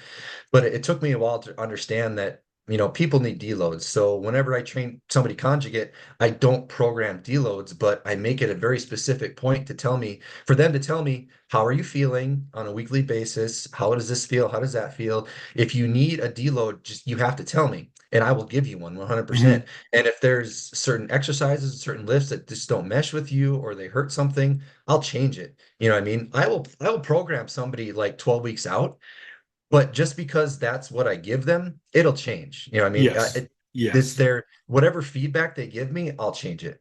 It's not like set in stone. I think that see, I change it. I have like, there's to me, there's I could separate it, and you could do this any number of ways. I can separate it into 3 people. I got the people who just aren't going to do enough that I have to push. Then I got the people that are going to do way too much and I got to pull them back. And then there's that magical third person like Ed Cohn and Steve Goggins. And these guys they just know the perfect amount. They know when they need to turn it on and they know when they need to back it off. And those people are rare. Yeah. So with I need to push them, I won't schedule a deload. And I have some guys that I know this dude's going to push himself so hard that, you know what, I'm just going to deload him every fourth week, no matter what. To me, that's the harder part of where I'm at right now. Just my level of intelligence on the sport. I have a lifter who is getting very, very strong, and it's almost a detriment to him to lift the weights that he's capable and whatever percentages. Like I go off a lot of prevalence chart. But if they were to lift the percentages that they were supposed to listed on the chart, they would be destroyed. And so Mm-hmm. it's hard. It's a learning process to figure, okay, now you're not going to deadlift heavy every week. You're like progressing towards the meet. You're going to lift heavy for 2 weeks and then you're going to take a light deadlift, or you're going to deadlift heavy this week and deadlift light next week, deadlift heavy this week. Just finding these ways to give him the right amount of stimulus, like also knowing when to take stimulus away. It's not Yeah. just this cookie cutter thing of you're just gonna step load towards the meat and be happy anymore. We're past that point with him now to where if he step loaded with, he's a damn near 900-pound raw deadlifter. And if he spent his days leading up to that, deadlifting 800 pounds multiple weeks in a row, he's Mm-hmm. not recovering from that shit. You know what I mean? Well, So it's this dance. I think first of all, I think you're more intelligent than you're giving yourself credit for, because everybody's different. You're never going to have this set, I know what to do with everybody. But you're smart enough already to know, hey, this guy's going to be different, so I'm going to need to change this. And that to me is a good coach. And hell, even the fact that you go, I need to learn more, makes you a good coach. If you go, oh, I got to figure it out. Oh, bullshit. Nobody's got to figure it out. Like, nobody. We're all doing the best we can and trying to tweak it to the individual. But I Yeah. think one thing that people forget, and George Halbert was the first person I ever heard say, the stronger you get, the more you're going to need to recover. It's true. Yep. And then I go back to some of the old school bodybuilder guys where they're, dude, your muscles are getting bigger, your bones are getting denser, your tendons are getting thicker, your ligaments are getting thicker. Is your brain getting stronger? Is your heart getting bigger? Are your organs getting bigger? No, all that stuff's the same. So now your body has to recover way more mass than it had before. And you're able to push that mass way more than you could before. And especially when you go to your central nervous systems and your axon and your dendrites and like all these other little chemical things have to happen. Well, none of that stuff got bigger and stronger because it doesn't. So you're going to need more recovery the stronger you get because you're taxing your body more. Yes, because like let's say you're required or not required, but like you have it in your mind, like I need to squat 90%. Let's just hypothetical, whatever. Mm-hmm. You have to squat 90%. 90% of your best squat is different than someone who squats 500 pounds raw at 90%. Mm-hmm. Like 90% is 90% to that person, but 90% of 500 and 90% of 1200 is going to have a huge difference. Yes, totally different, totally different. And that's the thing. And then like you said, like when I had my team, we always watched each other and we always asked questions. So there's days where I would come in and Ethan's like, you're not training today. And I'm like, it took me a while to start learning to trust the guys. And I'd be like, bullshit, I'm training. They go, you're not, how's your appetite? And I'm like, it sucks. They're like, how's your sleep? I go, it's really bad right now. And they're like, yeah, you're not training today. And then guys would come in, and this was one of the gifts that I had, being on the edge of all my sleep and depression and stuff. I was able to figure things out. So like people don't understand, sleep is a huge indicator of overtraining. And what would happen is the guys would come in and they're like, man, I watch how they walk in and I'm like, dude, they're slumped over. They're not standing up straight. Their step just looks lazy, and then you go, hey, so how's your appetite? Yeah. You been stretching? How's your flexibility? Because if you're overtraining, you'll start losing flexibility, and you should never lose flexibility. How are your muscles? You been dropping shit? How's your fine motor skills? Like there's all these different factors that come into overtraining and depending on the level. But one of the things I found is that my guys would be like, man, I fall asleep right away, but then I'm awake. And then I wake up just all night long. I feel like I wake up every half hour. And I'm like, okay, then you're deloading until you get 2 good nights of sleep. Might take 4 nights, might take a week. But if I deload them within a week, they would almost always sleep through the night again like they did before. And I'm like, the irony of this is my good sleep is your overtraining sleep. Mhm. And like, so it just makes sense to me that I spiraled myself into full on insomnia where I was awake 2 or 3 days at a time, all the time. If I can stop them, maybe if I had let them back off and recover, that won't happen. And it found out to be true over and over and over and over again. I found that to be true. So we would start checking on that stuff, checking on, hey, you've been getting pissed off a lot lately? You've been getting road rage a lot lately? They're like, oh yeah. Go, okay, that's one overtraining. You've been fighting with your wife a lot? Oh yeah. Okay, that's 2. And then how's your appetite? No, my appetite's shit. I haven't been eating for crap. I haven't been drinking. Like that's 3, dude. You're overtrained. Like that's it. You're done. Always still come to the gym and help, but you're not lifting shit till you feel better. Yeah. In regards to flexibility and mobility, just telling somebody to do that without an explanation, obviously they're not going to want to do it. But if you start to lose your flexibility, your mobility, and you try to squat, bench, or deadlift, your body is going to find the route of least resistance. So if you're trying to squat and your hip mobility is horseshit, and you get to a point like halfway down and your hips stop moving, your body is going to look for the path of least resistance. And if that's your lower back, guess where your movement's coming from now? And in the worst possible position for your lower back to move, in the very bottom of a squat. And that is one of the things that contributed to the downfall of my back injury. Was I had horrible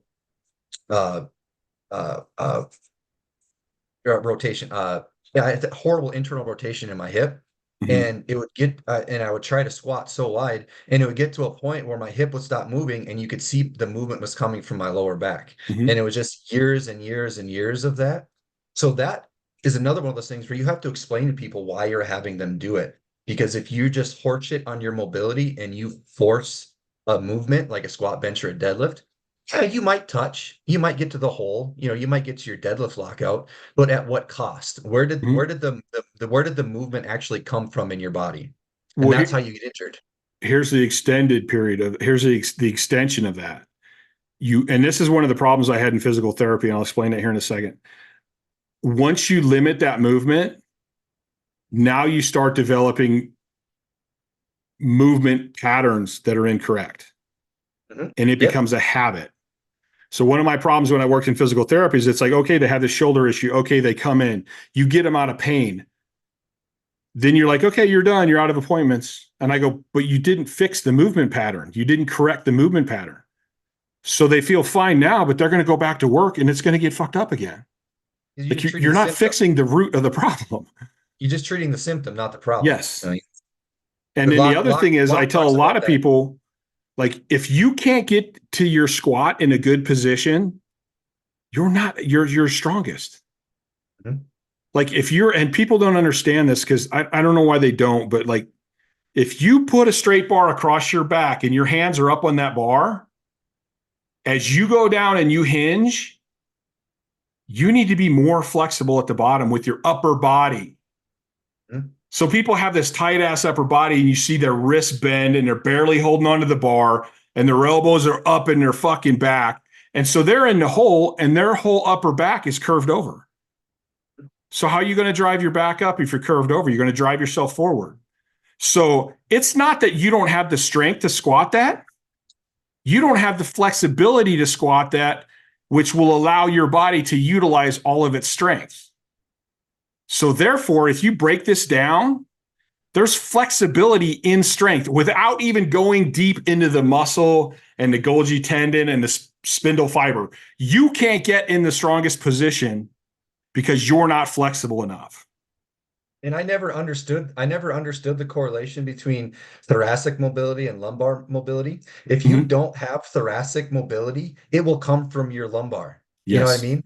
Like if you try to like put your arm over your head or like do an overhead squat and you think that you're coming up in thoracic extension, if you actually look in the mirror, your upper back is not doing anything. Your lower back is starting to curve. Like you're getting the extension from your lumbar spine. And that's what happens in squat. If you get down towards the bottom of the squat and you need to have that mobility to where you can arch your upper back, arch your thoracic spine, and you don't, that has to come from your lower back. And Mhm. then you're putting yourself in extreme extension when you have the greatest load possible, on your back. So And that's I and then never understood that. it's eventually going to catch up with you.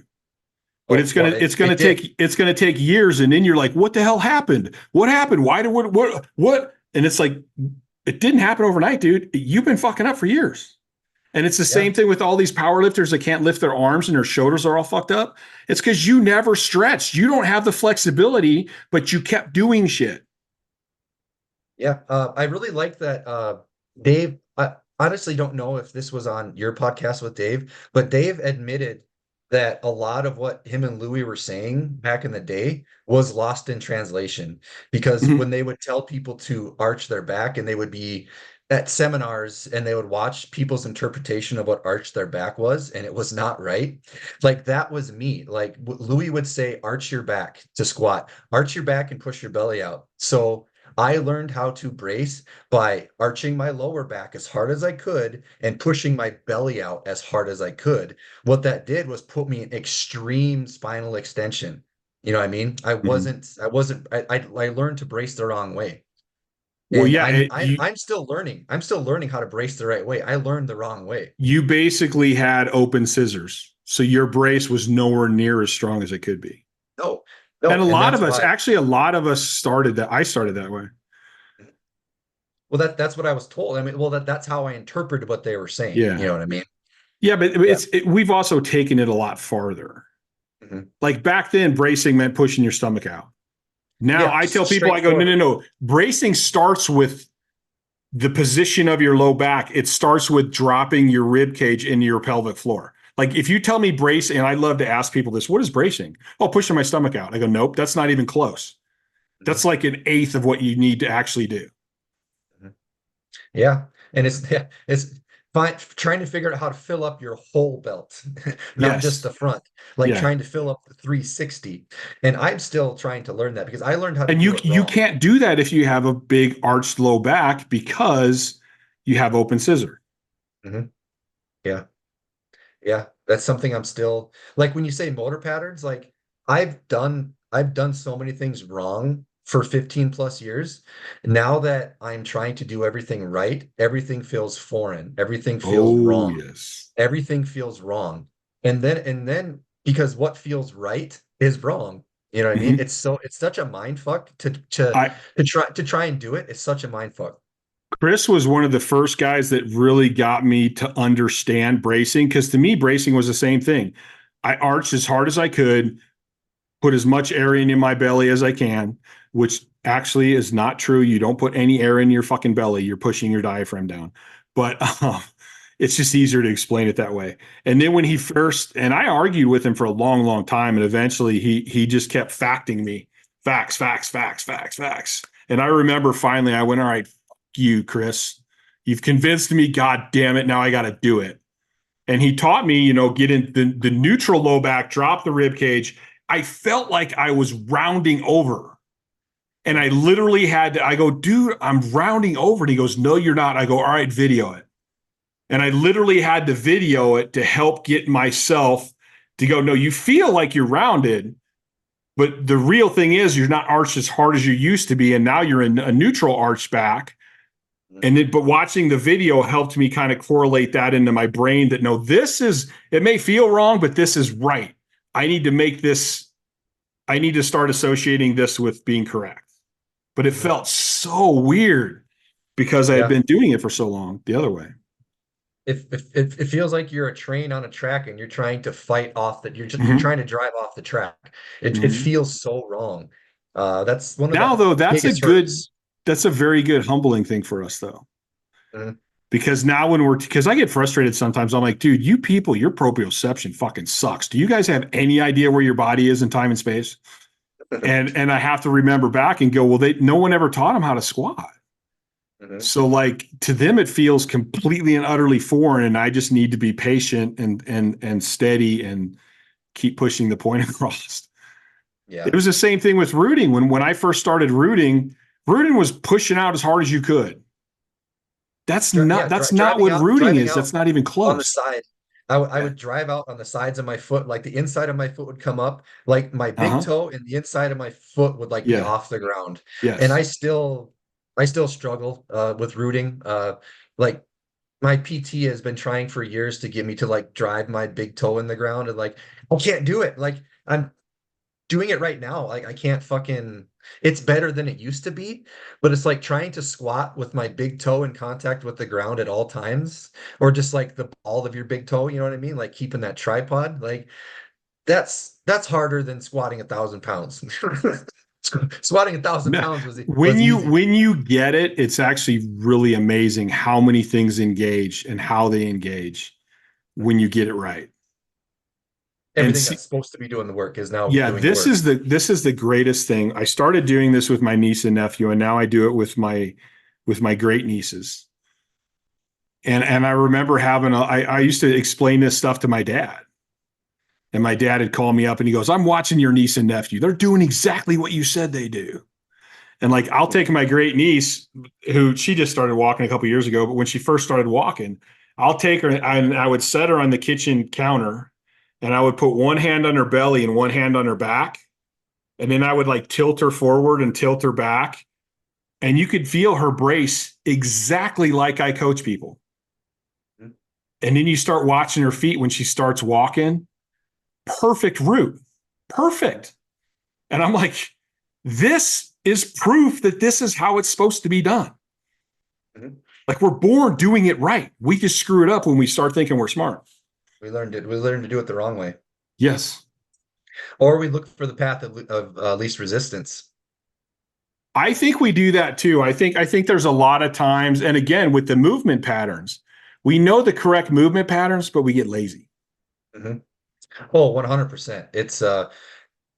It is so much work to do everything the right way when you've been doing it wrong for 15 years. Mm-hmm. Yeah. And I will also, here's another, I have to be careful when I've learned that I need to be careful when I talk about overtraining, because I've been talking about overtraining for years and years and years. And I really do need to specify more on this subject.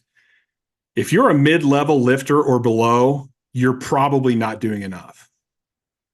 But I'm around I've always been around such high-level lifters for so long. That's just the way my brain works. Mm-hmm. I truly believe most high-level lifters, and I think it's hard to get a hold of some of these new lifters that are just killing it. Like there's some guys that are doing these crazy raw numbers, and I have a sneaking suspicion they're paying a whole lot more attention to recovery than we used to. Mm-hmm. But I want to get some more of them on the podcast and actually talk to them about that.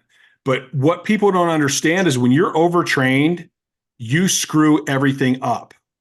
When you're overtrained, your movement patterns are going to get tweaked and twisted and torn up. And it's not worth, there's this peak, undertraining and overtraining. It's not worth, when you're coming up, I think there's a benefit to overtraining.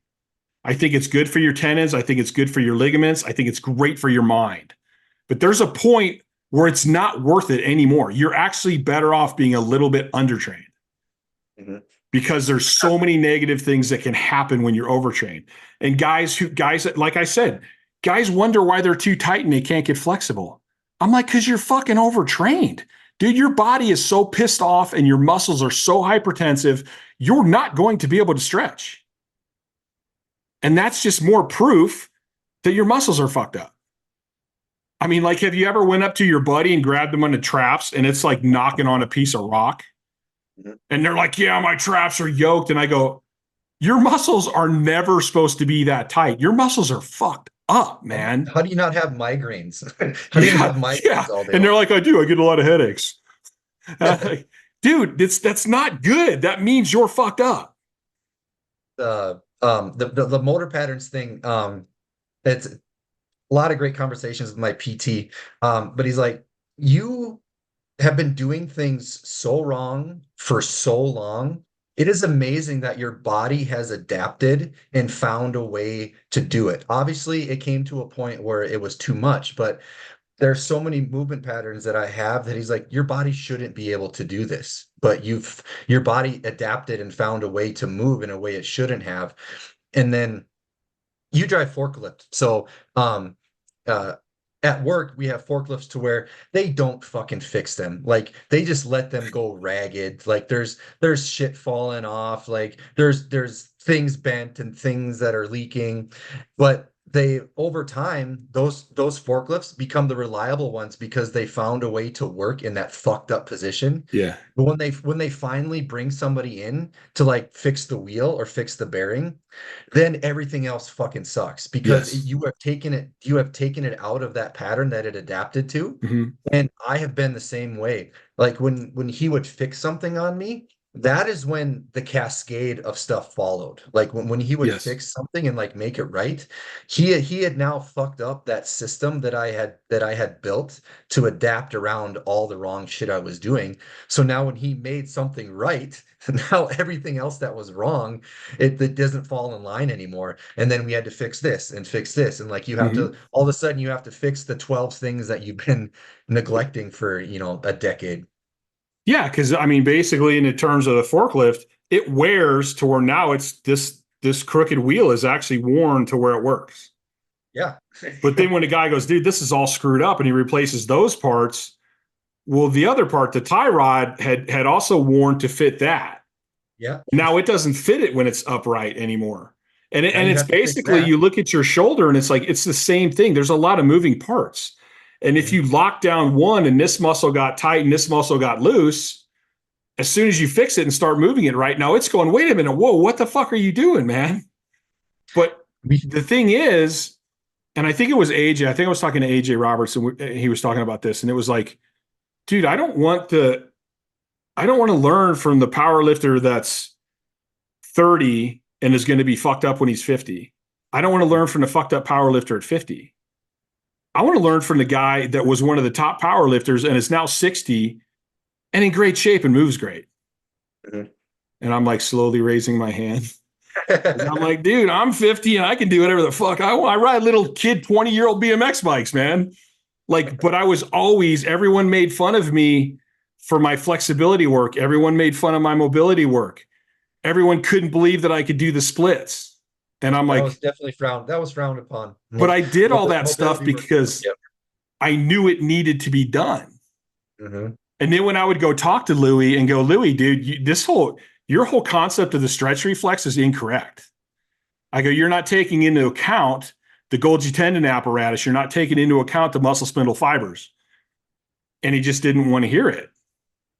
And I think deep down, I think part of it might have been that he just knew the guys aren't going to stretch. Yeah. Like at some point you just go, all right, it is what it is. They're not going to do it. It was frowned upon. It was like, what are you pussy? What are you stretching? Like, oh, Yeah. you ever see a lion? You ever see a lion stretch before he takes down a gazelle? Like, Yeah, we're but not then I would lions. go, We're not lions. who's one of the fastest athletes for like a foot in the world?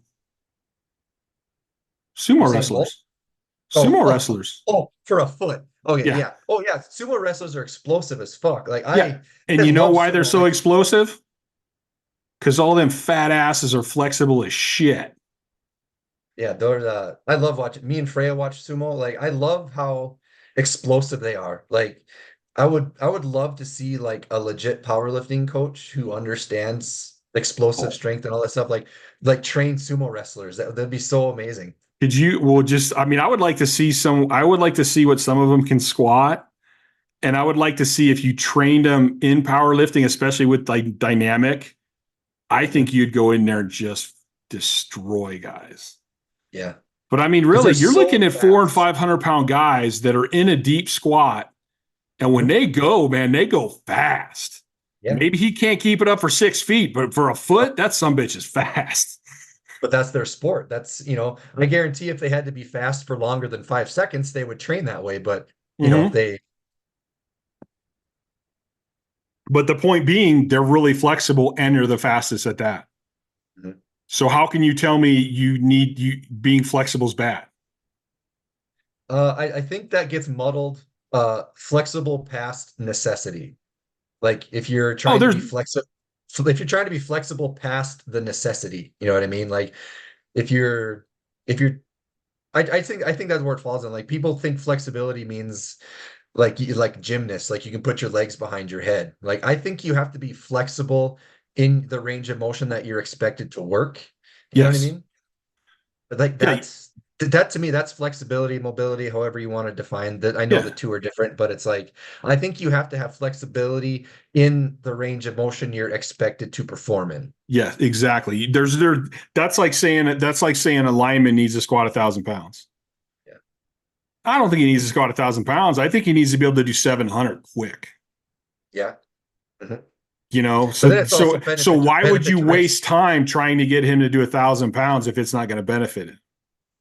And That it's that just shot was that shot putter that broke the record. Has he been in like rogue videos where he's squatting like 600 and 700 pounds for reps?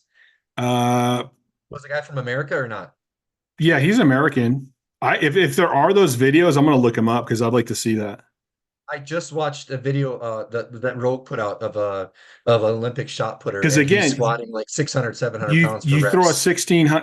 16-pound ball.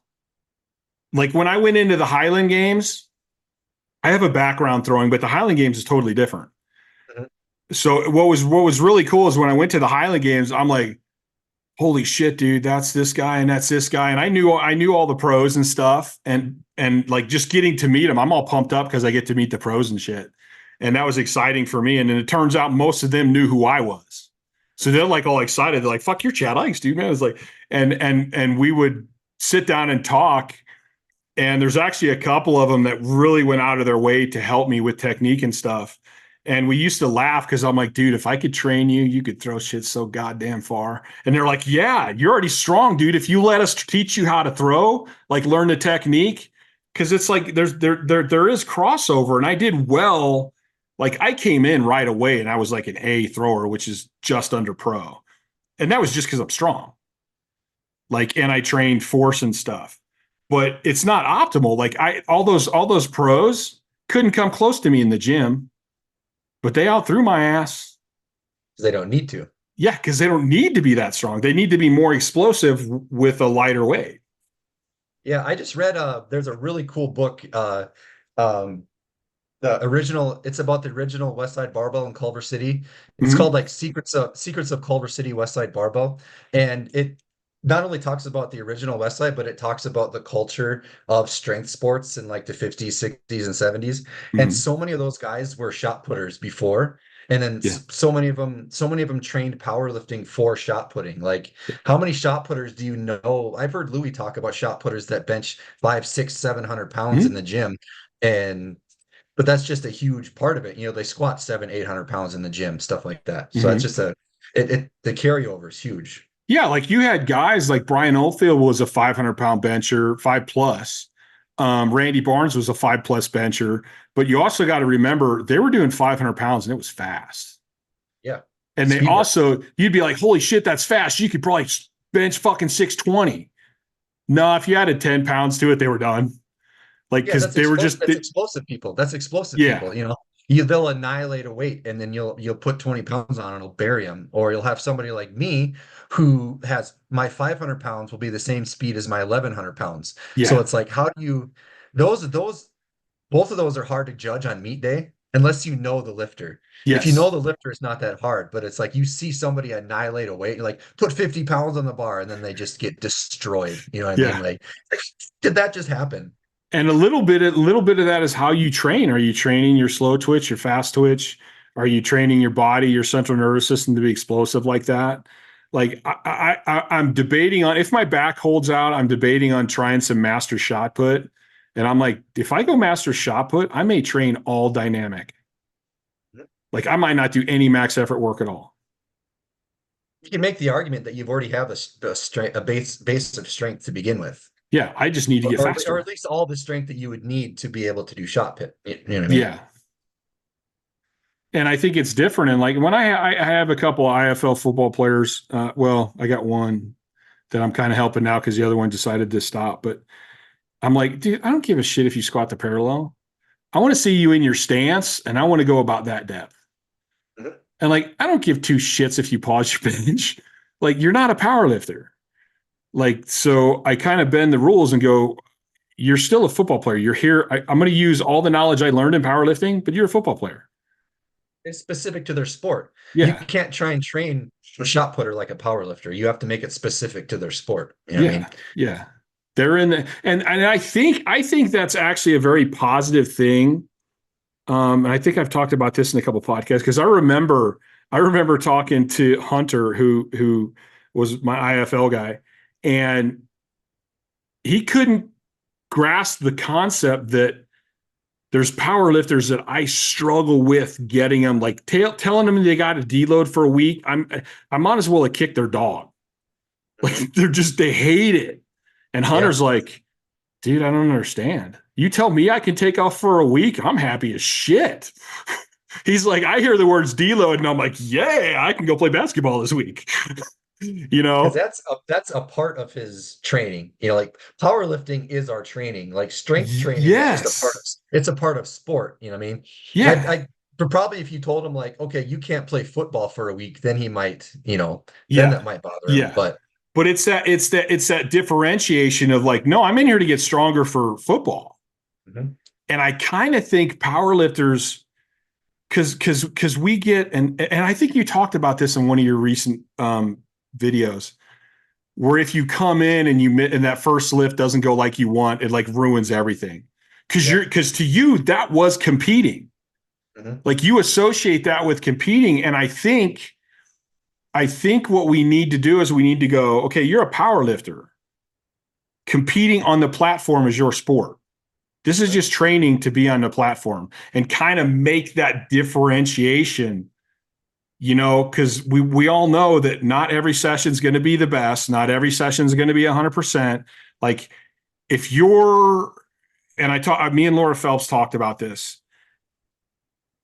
If you squat 1,100 pounds at a competition, you're not an 1,100-pound squatter every day. No, no. I mean, I had days where 800 Your peaks pounds for felt that. like a house, but I had Yeah. done 1,100 in a meet. Mhm. So like Yeah. that's one of my issues with all the percentage training people do. I go, well, you don't know what your max is today. Mhm. Could be awesome, could be shit. Like you're Mhm. not. And even like when Chris Duffin was going to deadlift 800 every day for a month, I think he got halfway through the month and he started getting all kinds of injuries and stuff. Like, because that's not every day. Your body it needs enough time to recover and stuff. And I think if we could kind of differentiate that, yeah, you're a power lifter, but this is training for the meet. This is not powerlifting in the gym. You're training to be a power lifter. I think it expo I think that specific scenario really exposes people not grasping how important accessories are, Mm-hmm. and whether that's Mm-hmm. the fault of the coach for not relaying to them how important accessories are, or them just not accepting the fact that accessories are huge. So Yeah. if you have a shit first lift and you decide you're going to forsake the whole rest of the day, you're just you're just getting rid of 85% of your training. Mm-hmm. Like, and I'm talking about just like this the section that it requires in your day going to the gym. Like the first lift, that's like 15% of what you're supposed to do for that day. So if Right. that goes wrong and you fucking leave, you just walked out on basically your whole workout. You know what I mean? Mm-hmm. You still have that 85% to get better. You know what I mean? And Yes. you could argue that you could skip some of your main lifts on some of your days when they're not feeling better, but if you kill your accessories, that'll at least keep you online. You know what I mean? Like Mm-hmm. people underestimate how important accessories are, and they overestimate how important the first lift is. I'm not saying the first lift isn't important, I'm just saying if that's not there for you on that day, you can still make amazing progress by focusing on your accessories. So I think, okay, I got a couple questions here. First one is, why do you think the accessories are so important? Do you think that it relates, like for me, accessories are important because it relates to your weak link? Yeah, and it's your accessories are picked specifically for you as an individual to bring Yes. up your weaknesses. Yes. And I've always made the analogy that it's like forging a blade. With that, your main lift when you're going over working on technique, working on acceleration, working on being as fast and as technical as you possibly can. That's sharpening your blade. That's sharpening your blade. That's polishing your blade. That's making everything perfect as so. But the forging comes from your accessories, pounding your blade, folding it, pounding it, folding it, heating it up, cooling it, shaping it into what you want it to be, giving Right. it the integrity and the strength and the stamina that it needs to be a blade comes from the forging process, which is your accessories. You know what I mean? If you I don't, love that because I'm a knife guy. so if you don't take the time to build and stabilize and put integrity into your blade, it doesn't matter if your technique is really good and everything looks well, it's all going to fall apart. You know what I mean? Yeah. You need both. They're Well, I both think an it's like integral part. if your weakness is, say, your mid back and you round in your squat, Mhm. you're going to keep doing your squat. You're going to keep failing at the point that your mid back folds. So is it actually going to get stronger? Probably not. So your squat's going to stay the same until you Mhm. fix that weak link. And you can fix that weak link by going, hey, we're adding accessories in that hit that specific part, that is Mhm. specific muscle group. So then my Yep. next question would be, if you come in and your main movement sucks, I would say, well, let's take a little second and review, why did it suck? Did it suck because you're not mentally here? Did it suck because you're not recovered enough? Why did it suck? And then should we, like, instead of just going home, and you say, you go, it sucks, I'm tired, I'm just going home. Okay, well, you missed out on those accessories. So would you say, hey, I still want you to do your accessories, but let's drop them down a little bit from what we normally do? Or would you try to hit them the same with the same weights and reps that you normally would?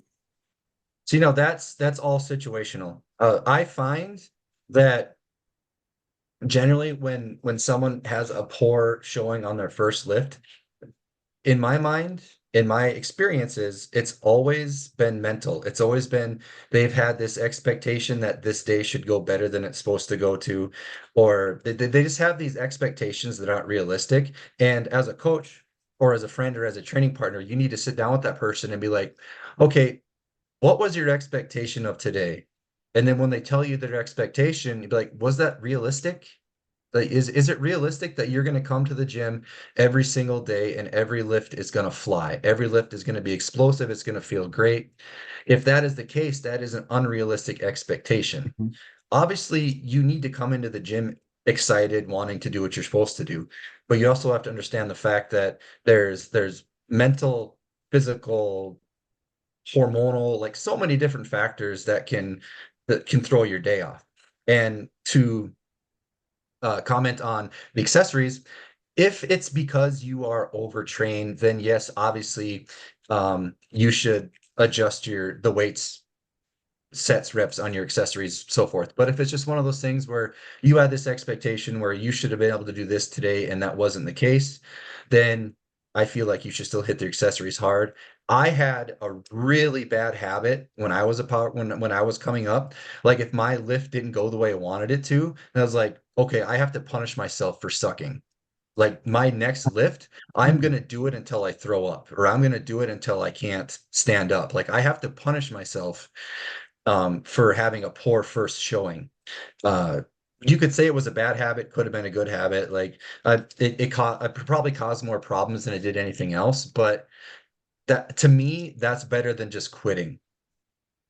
I feel like if you feel like you have to punish yourself to make up for that poor, it's almost like you care more, like you care so much, like you just want to do something to justify it. Had doing block pulls until you throw up and fall on the ground. Is that the best option as far as getting better? Probably not, but that hindsight, you know what I mean? Well, I think there's some validity, and it's interesting to me because I'm not sure I ever looked at it in the way you're describing with the mentality of it, which is weird because I'm so in the mental side of it.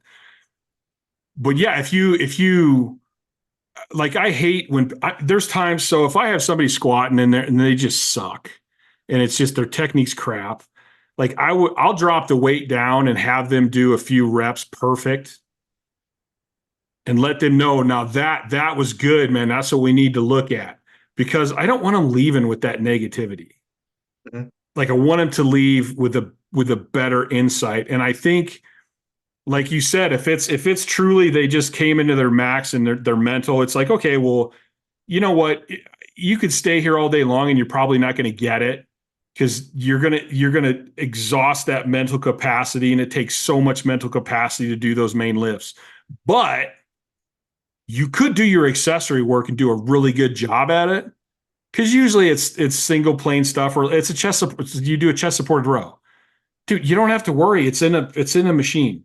So you don't need quite so much mental focus, but you can hit your 3 or 4 sets really solid, really feel your back, man, full protraction, full retraction, get your lats locked into it.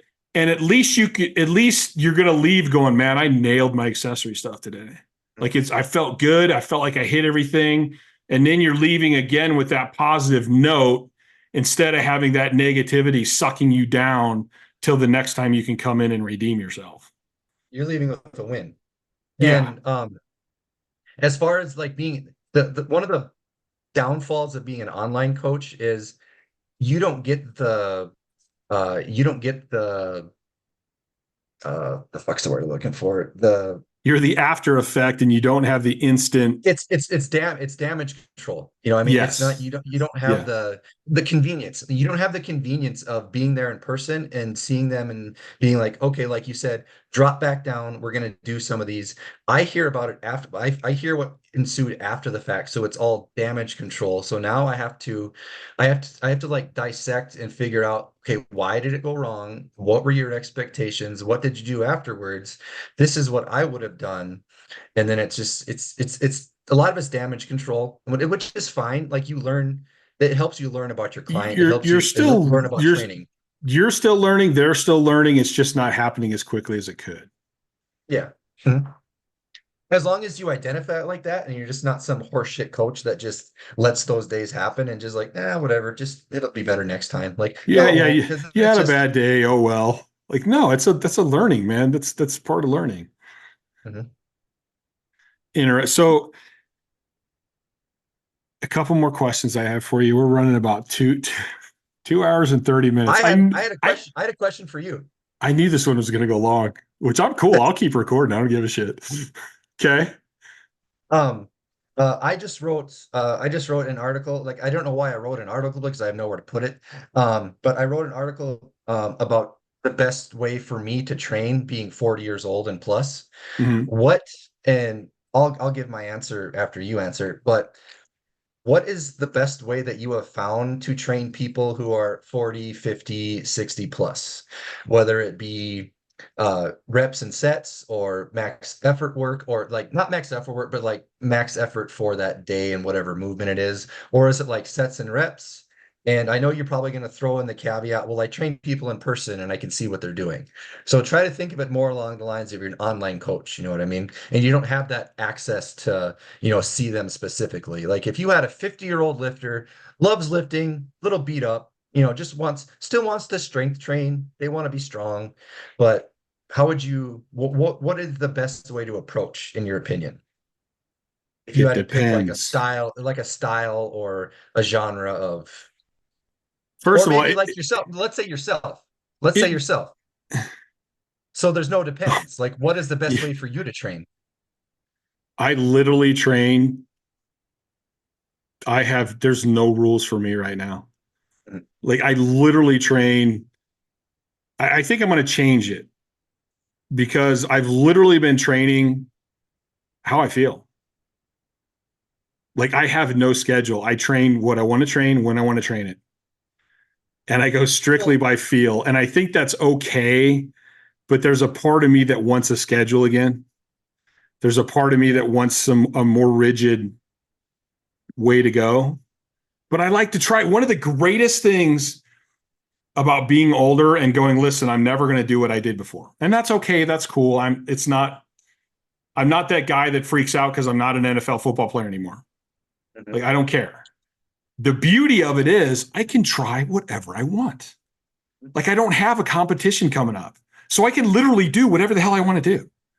So, like, there's a lot of times where I'm like, you know what? I used to like that Mike Mentzer stuff. I'm going to throw in some Mike Mentzer stuff with dynamic days and max effort days. And I can try it. There, but you do max effort and dynamic effort. That's what I'm kind of getting at. Like what No, style? sometimes. I've ran 5-3-1 recently, which I kind of like. Some weeks I just do bodybuilding shit. Mm-hmm. Like I literally truly do whatever the hell I feel like doing right now. But I am going to add I think I'm going to go back to like getting myself a schedule and having a little more rigidity to it. So let's go back to everyone else. It depends. If I have a 56-year-old powerlifter who the numbers he came with me wanting to do, like his lifetime, like I want to hit this. We've already blown those out of the water. And so now he's readjusting and now we're going, dude, now we can do this. Let's up it to this. Let's up it to this. And so it kind of depends. I really honestly think I love conjugate. I think conjugate is a fun way to train. You can run conjugate with quality of life people as far as I'm concerned and get great results. I have. I think the difference when you become, I don't even want to say an age because there's 40-year-old people that are completely different. There's 50-year-old people that are completely different. But one of the factors that I think you cannot ignore is as you get older, your recovery is not going to be the same. It's going to slow down. It's going to take a little more time. And especially depending on your life goals and what you want. Like, I think one of the mistakes that we've made in training, we think in terms of how much can we train? How often can I train? I think we should think in terms of what's the minimum amount of training I need to do to stimulate growth? Then how quickly can I recover from that? I think we need to flip our switch because we don't get stronger in the gym. We break ourselves down in the gym. If you train beyond the stimulation of growth, all you're doing is extending the time it's going to take to recover. So if you're already older and you know recovery is going to be a factor, change your thought process. Go, I need to worry about optimizing my recovery. And one of the ways to optimize your recovery is being in better shape, doing recovery sessions, flexibility, mobility. So instead of going, hey, I need all these heavy sessions in the gym, why don't you go, let's try 2 intense sessions in the gym, and then let's try adding in all these other things. Like I've had very good luck training people in their 40s, 50s, 60s, and 70s, doing 2 heavy a week, 2 lighter recovery sessions a week, and then also trying to fit some other stuff in. Like I want walks, I want hill sprints, I love just taking people to the park and go, dude, we're going to do 40-yard sprints and the same things you did when you played football in high school. We're going to do high kicks. We're going to do straddle runs. We're going to do karaoke. Like, get out and get moving. One of the biggest problems I see with people as they get older, they stop moving. And you see this with powerlifters. The guys are so tight. They're so fucked up. They can't move. They can't throw. It's like, dude, get out and move. Just fucking move. That's going to be one of the best things you can do. So, I mean, I think there's still, it depends. What are you looking for? What is the shape of the person that you're dealing with? How often have they trained? Have they not trained? Like I have a client who didn't start training until he was like 72. And I'm like, other than the fact that he was a carpenter, beat the crap out of himself, he didn't have some of the injuries that a lot of people that lifted their whole life had. I mean, so I think that literally the biggest difference is as you get older, you're not going to recover as well. Now, if you got a guy that's 55 and he retired, he might not recover as well, but he's got all goddamn day now to recover. Like he can get his sleep. He's got time to get the nutrition in. But I generally think, like a lot of guys I start with now, I changed it. I used to try to train people as much as I could. Now I'm like, why don't I start with less? Because I can add more in later. Like, let's start with less and see how they do. And if they're kicking ass and I never need to deload them, hey, let's add another heavy session in this week and for a couple months and see what happens. Can I stop you for a second? Sure. Is going to the bathroom an option? Yeah, I just added out. I added out like the really slow parts. I'll probably leave in like, hey, can I go pee? Show people I'm polite, because I have found so this I have like a 5-year plan to get back to the platform. Mm-hmm. The first year was I completely took a year off powerlifting. Probably one of the hardest years of my life. I took off a year of powerlifting, and this is year number 2 that I'm in right now. And year 2 is just I'm starting over from scratch, relearning how to squat, bench, and deadlift, starting over from scratch. But I'm trying to get to a 405 bench press, which I did last night. I saw very, that. very, very ecstatic. It's been years since I benched 405. But anyway, my first initial approach was, okay, I'm just going to go by percentages. And I'm not going to start out like, I'm going to take percentages off 405 because I want to bench 405. Like, no, I'm nowhere near that. I started out like, okay, I want to bench 275. So I used percentage work, like 4 or 5 weeks, 85, or like 70, 75, 80. And then once I benched 275, deloaded. Okay, now I want to bench 315, use percentages. By the time I got to like 365, working with percentages, it was killing my body. It was killing like my shoulders, my elbows, my pec tendons, like everything was just hurting. And so I decided, okay, what if I try max effort work? And every single day that I benched, which was max effort day, my goal was to have at least 400 minimum pounds in my hands, whether it had been from chain weight, band weight, reverse bands. Like my last set at lockout should have over 400 pounds in it. So I'm always feeling 400 pounds, but it was always max effort singles. So whatever I did, boards, no boards, floor press, whatever, it was always a max effort single. And by doing that, I was able to get to a 405 bench press and with no issues. Like doing a max effort single, whatever I had to offer on that day. It wasn't like I was trying to do as much as I possibly could. As long as I got to like 400 pounds total weight at the top, I just stopped there. And I found that even though you might think that lifting max effort wise for singles, that would have more wear and tear on your body.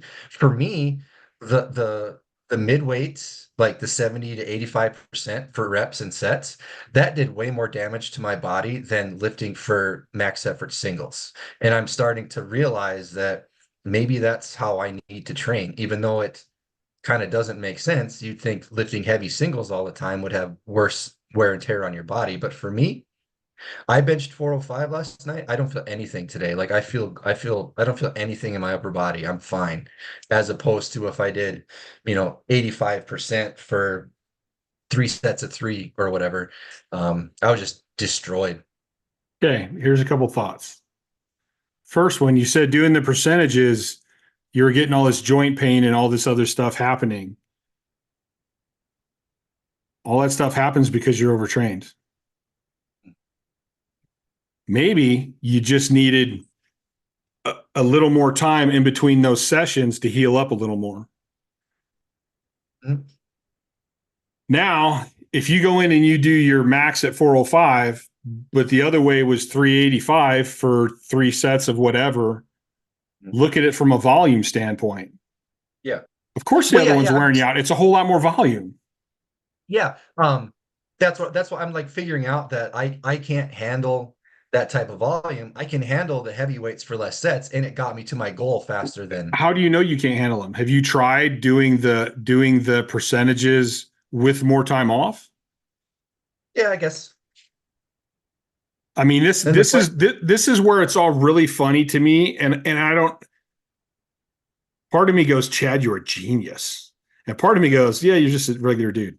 Um, but like, strength training is this equation. It's like having an equalizer, an old school, like back in hi-fi days where you had an equalizer and you had all these knobs and you want to get the sound just perfect. Well, you got to tweak each one of these knobs. You got to go every little thing to get that perfect sound.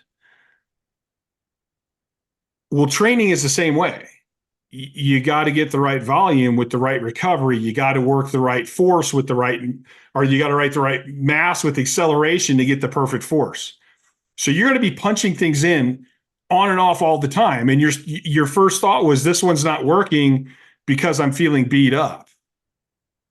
Well, maybe the answer was more time to recover.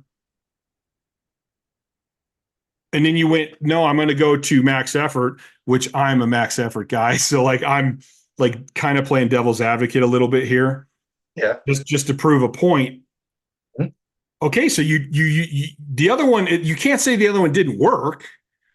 You can say you chose not to add in enough recovery to allow it to work. So you went to a program that actually probably had less volume so you could recover faster or recover better. So instead of changing your recovery, you changed your program. And what I have with a lot of people, I've consulted and helped so many people who are simply overtraining. And it's funny, I find it so interesting that I can talk to a guy and go, hey, have you ever tried adding more off days in your split? No. I go, well, why not? Because it won't work. I go, but you just said you never did it. So how do you know it won't work? I just know it won't work. I go, okay, well, the problem that you're having and you've plateaued and you're not gaining and you're beat up, what have you tried to fix this? Well, I tried training more. I figured I needed more. And I go, how did that work? I got more beat up and I got hurt. So now I'm back doing what I did before. And I go, and what else have you tried? Well, I've tried that before too. I go, so you'll keep trying doing more, even though you know it doesn't work. You've experienced it not working, but you'll keep trying it. And you will not try backing off. And I'm like, do you understand? Like, step back and listen to what I just said. Do you understand how illogical what you're doing is? Like, it makes no sense. Yeah, but I just know it won't work. And I'm like, no, you just don't want to train any less. You just don't want to give yourself time off. And I've even had guys that I get to start backing off. And they're texting me. They're like, dude, Chad, what is this voodoo bullshit you got me doing? Like, I'm PRing every fucking week and I feel good and I'm not beat up. What the hell is this magic voodoo shit you got me on? And I'm like, recovery? You're actually recovering. You're actually giving yourself time to grow. And then what'll happen is 6 or 7 months later, I'll call them up and, hey, how's it going? They're going, I'm pretty beat up and I don't know, my numbers aren't doing that great. And I go, well, you're still doing what I programmed you for that, what we talked about, right? They're like, no, I added more days, more training days back in. And I go, why? It was working. And they're like, yeah, but I don't know. I just felt like I wasn't training enough. And I just felt like I needed to train more. And I'm like, fucking feels, man. Nobody cares how you fucking feel. Are you doing better? Then fucking don't change it. And then eventually I'll yell at them enough that they go back to where they were. And then they start making gains again. And I'm like, why are people so opposed to having time off? Why are people so opposed to getting time to recover? And then in the same thing, even you mentioned earlier, being in shape is going to help you. Okay, if you have less hard training days in the gym, now you have time to do plyometrics. Now you have time to take Freya to the park and go run around or go play catch with her, which is going to be great for your shoulders. I wish I could get powerlifters to like take a day to go play catch. If you got a team, there should be a day where you're like, oh, hey, today we're meeting at the park and we're going to throw the football, or we're going to throw the baseball, or we're going to play hot box, or we're going to play volleyball. I don't have a group right now. I need to try to find some more guys. I would take them to the park across the street, give them a 20-pound volleyball, and put them on the volleyball court. And I'm like, of course you're going to catch it and throw it, but basically don't let it hit the ground. And they have a fucking blast, and they're diving and shit and doing all kinds of crazy stuff. But they're getting out and they're moving and they're using their shoulders and using their back, and they're getting in shape. And they're actually fucking moving. And and you can see the effect within a very short period of time. So I don't understand why people are so opposed to having time off. Like, I mean, Depends dude. on it. It just comes back to their why. You know, why are you at the gym? Are you at the gym to get better? Or are you at the gym for your mental health? Or are you at the gym to socialize? You know, it all comes back to the why. But even then, it goes deeper. Even if you're like, dude, seriously, I want to be the best in the world, and I'm going to do what it takes. There's this deep-seated more is better thinking.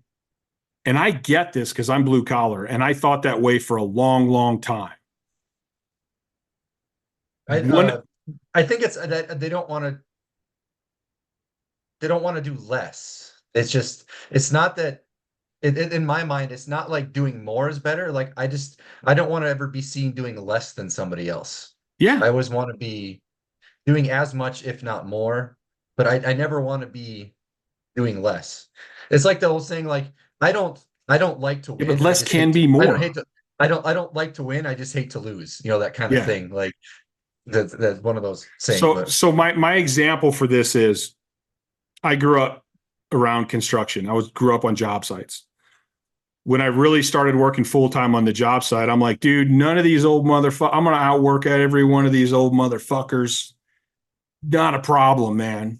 So I'm carrying all the wood I can. I'm like, we got air compressors that like have wheels and shit, and I'm picking them up and carrying them.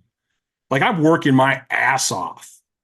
And eventually I noticed at the end of the day, all these guys that I'm out working framed more walls than I did.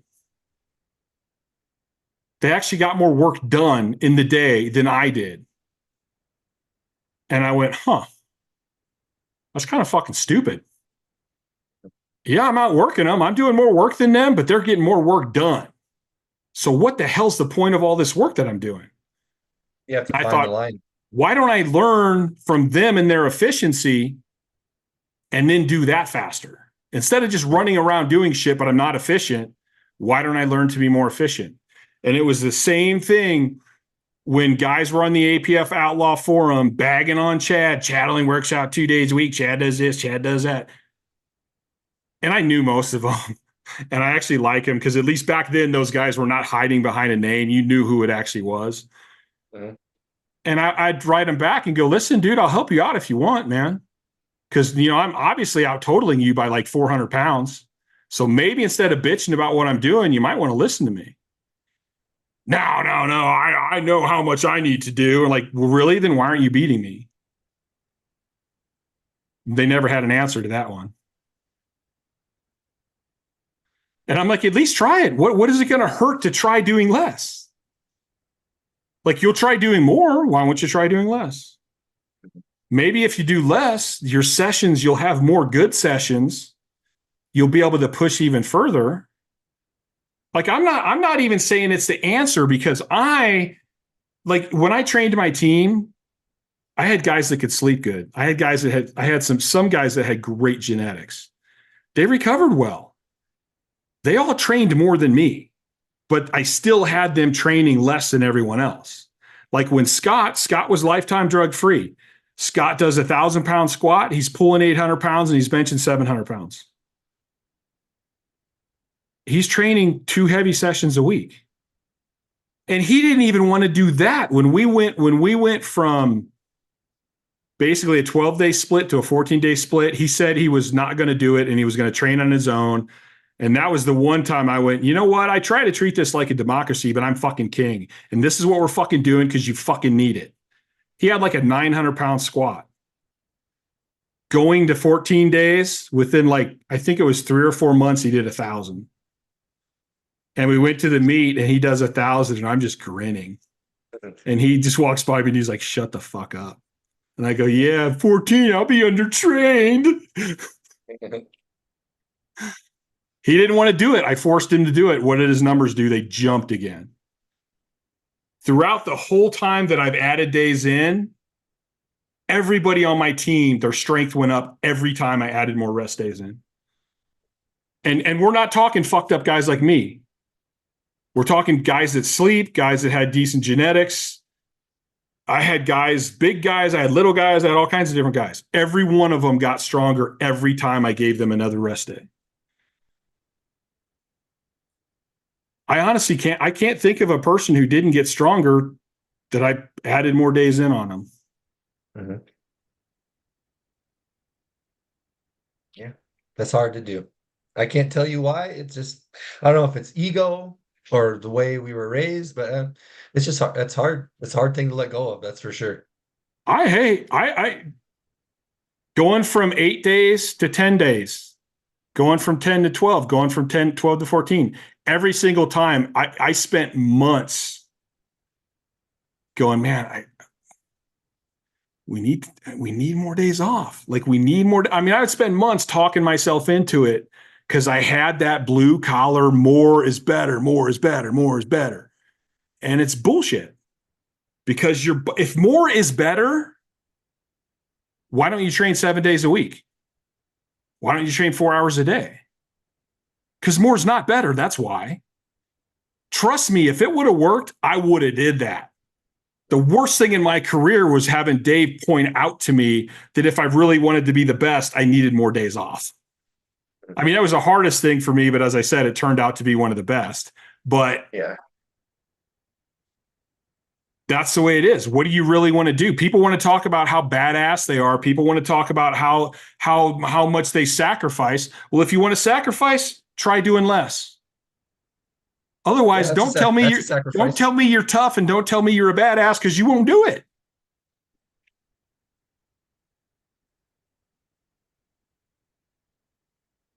And I don't understand. Like there's plenty of guys in history that you can go through. Tom Platz, I saw a thing with Tom Platz. He's like, yeah, I trained every 2 weeks. He goes, I squatted every 2 weeks because I couldn't recover from those sessions, man. He's like, there's no way. If I would have trained squats every week, I would have never got big. But people don't want to hear that. They want to see videos of Tom Platz squatting like a crazy man. And then they want to tell themselves that he did it twice a week. They don't want to know the truth. And I get it. I get the mentality because I had that mentality.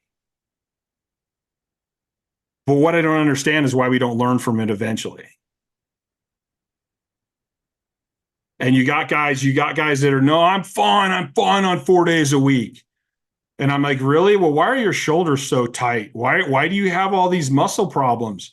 Why do you have to roll around for 45 minutes before you squat? I'm 52. There's plenty of days where I just go out and start throwing weight on the bar and squat. And I was one of the best in the world. So what the fuck is your problem? You're 24. Like the problem is you're beat the shit and you're not recovering. Yet you don't want to see the truth. And it's funny because I love all the guys up at Kabuki. There's so many cool people that work there and there's so many smart people that work there. You know, and they sell all kinds of this modality stuff. But when you go up there and talk to them, they'll admit, we didn't design this shit for you to do it every day just so you can train. This shit was designed so you could heal up and get better. But people don't want to use it for that. Like if you need to roll for 20 minutes before you squat, you're obviously overtrained. You have bad movement patterns. Something is wrong because you shouldn't have to do that.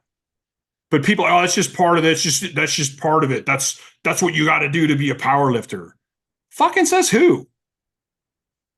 Like, I don't understand where we just keep buying into all this horse shit. And that could be our ego. We want to make ourselves sound tougher and badder.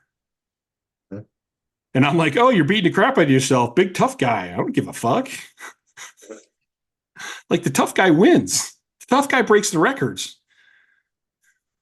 As far as I'm concerned, you let some fucking asshole like me who doesn't sleep come in and beat your record. Mm-hmm. If you sleep and you recover and you got genetics, why the fuck did you let me beat you? Because you couldn't get past your ego? Yeah. And I'm not, and there are guys out there that can train at that pace and that can keep up with it and can do it. So I'm not saying this is for everybody, but I'm saying, listen, it seems to be more intelligent to start a little bit on the less end and then build up instead of starting on the intense end. Because then you're never going to want to back off. Mm-hmm. Like, be a little undertrained instead of overtrained. Because undertrained is going to be way healthier and it's going to let you last a whole lot longer. Yeah. And I think you're finding that out with like Wendler, and even talking to Vinny the other day. Like, there's a lot of us that are looking back going, man, we beat the shit out of ourselves, and that doesn't need to happen like that. Like, less sometimes is a whole lot more. Yeah. But we got what we wanted. So it's hard to look back at it. You could also say, like, I could have had more.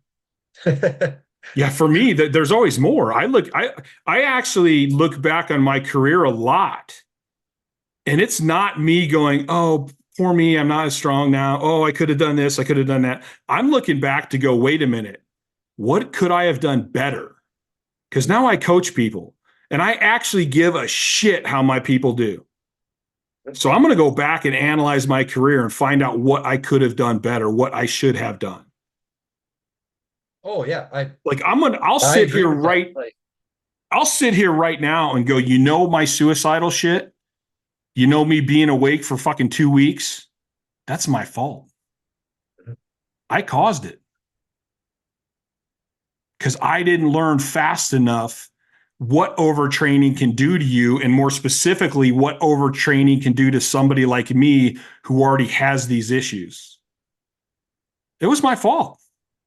I almost killed myself, and it's my fault. Mm-hmm.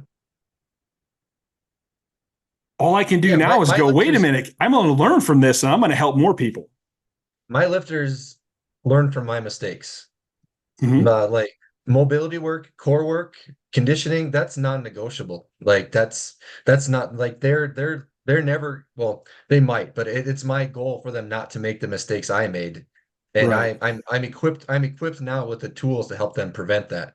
So there's things like core work, mobility, that's just non-negotiable. That's happening. You know what I mean? Right. Like, and you'll thank me later. Like, yeah, one of the ones I use, I love winning warm-ups. Mm-hmm. Everybody fucking hates them when they first doing them. Mm-hmm. And then they go do a competition or something, and they're like, wow, I was in pretty good shape, man. That was actually kind of cool to get through a meet and not be worn to shit. Mm-hmm. And I go, that's the way you should be. Like, one of the mistakes we made, and I was still in decent shape compared to some of the heavyweights, but I needed to be in better shape. Mm-hmm. Like, there were super heavyweights that couldn't walk through the airport without stopping and resting. Yeah, that's crazy. Like, dude, you're not recovering your best. You're not putting up your biggest numbers. Like, you're fucked up. Like, if you can't walk more than a couple hundred yards, you're fucked up. But we didn't know. We didn't know then. I was never that bad. No, it was bad. There was a couple people that were really bad.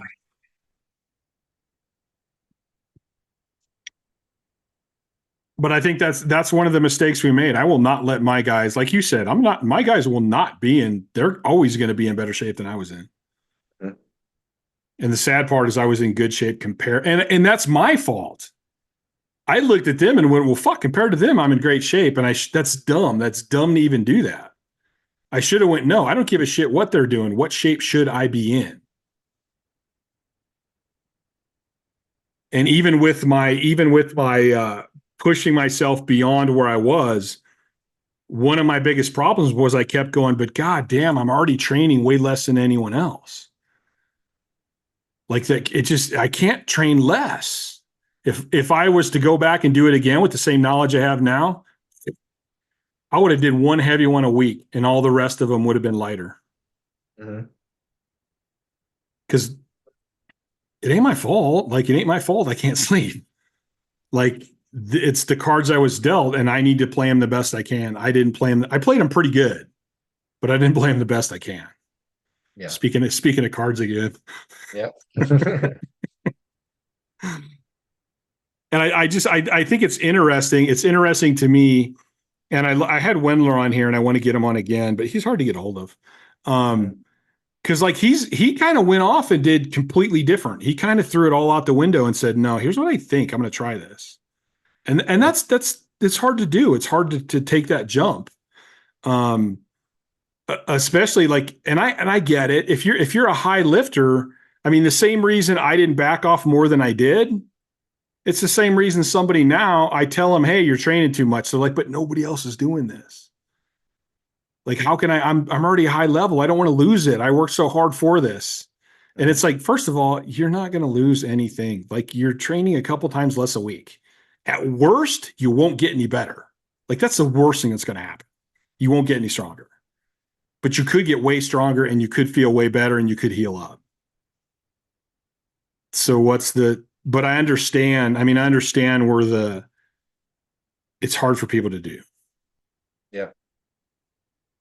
But in my experience, the harder it is, the better the reward's going to be.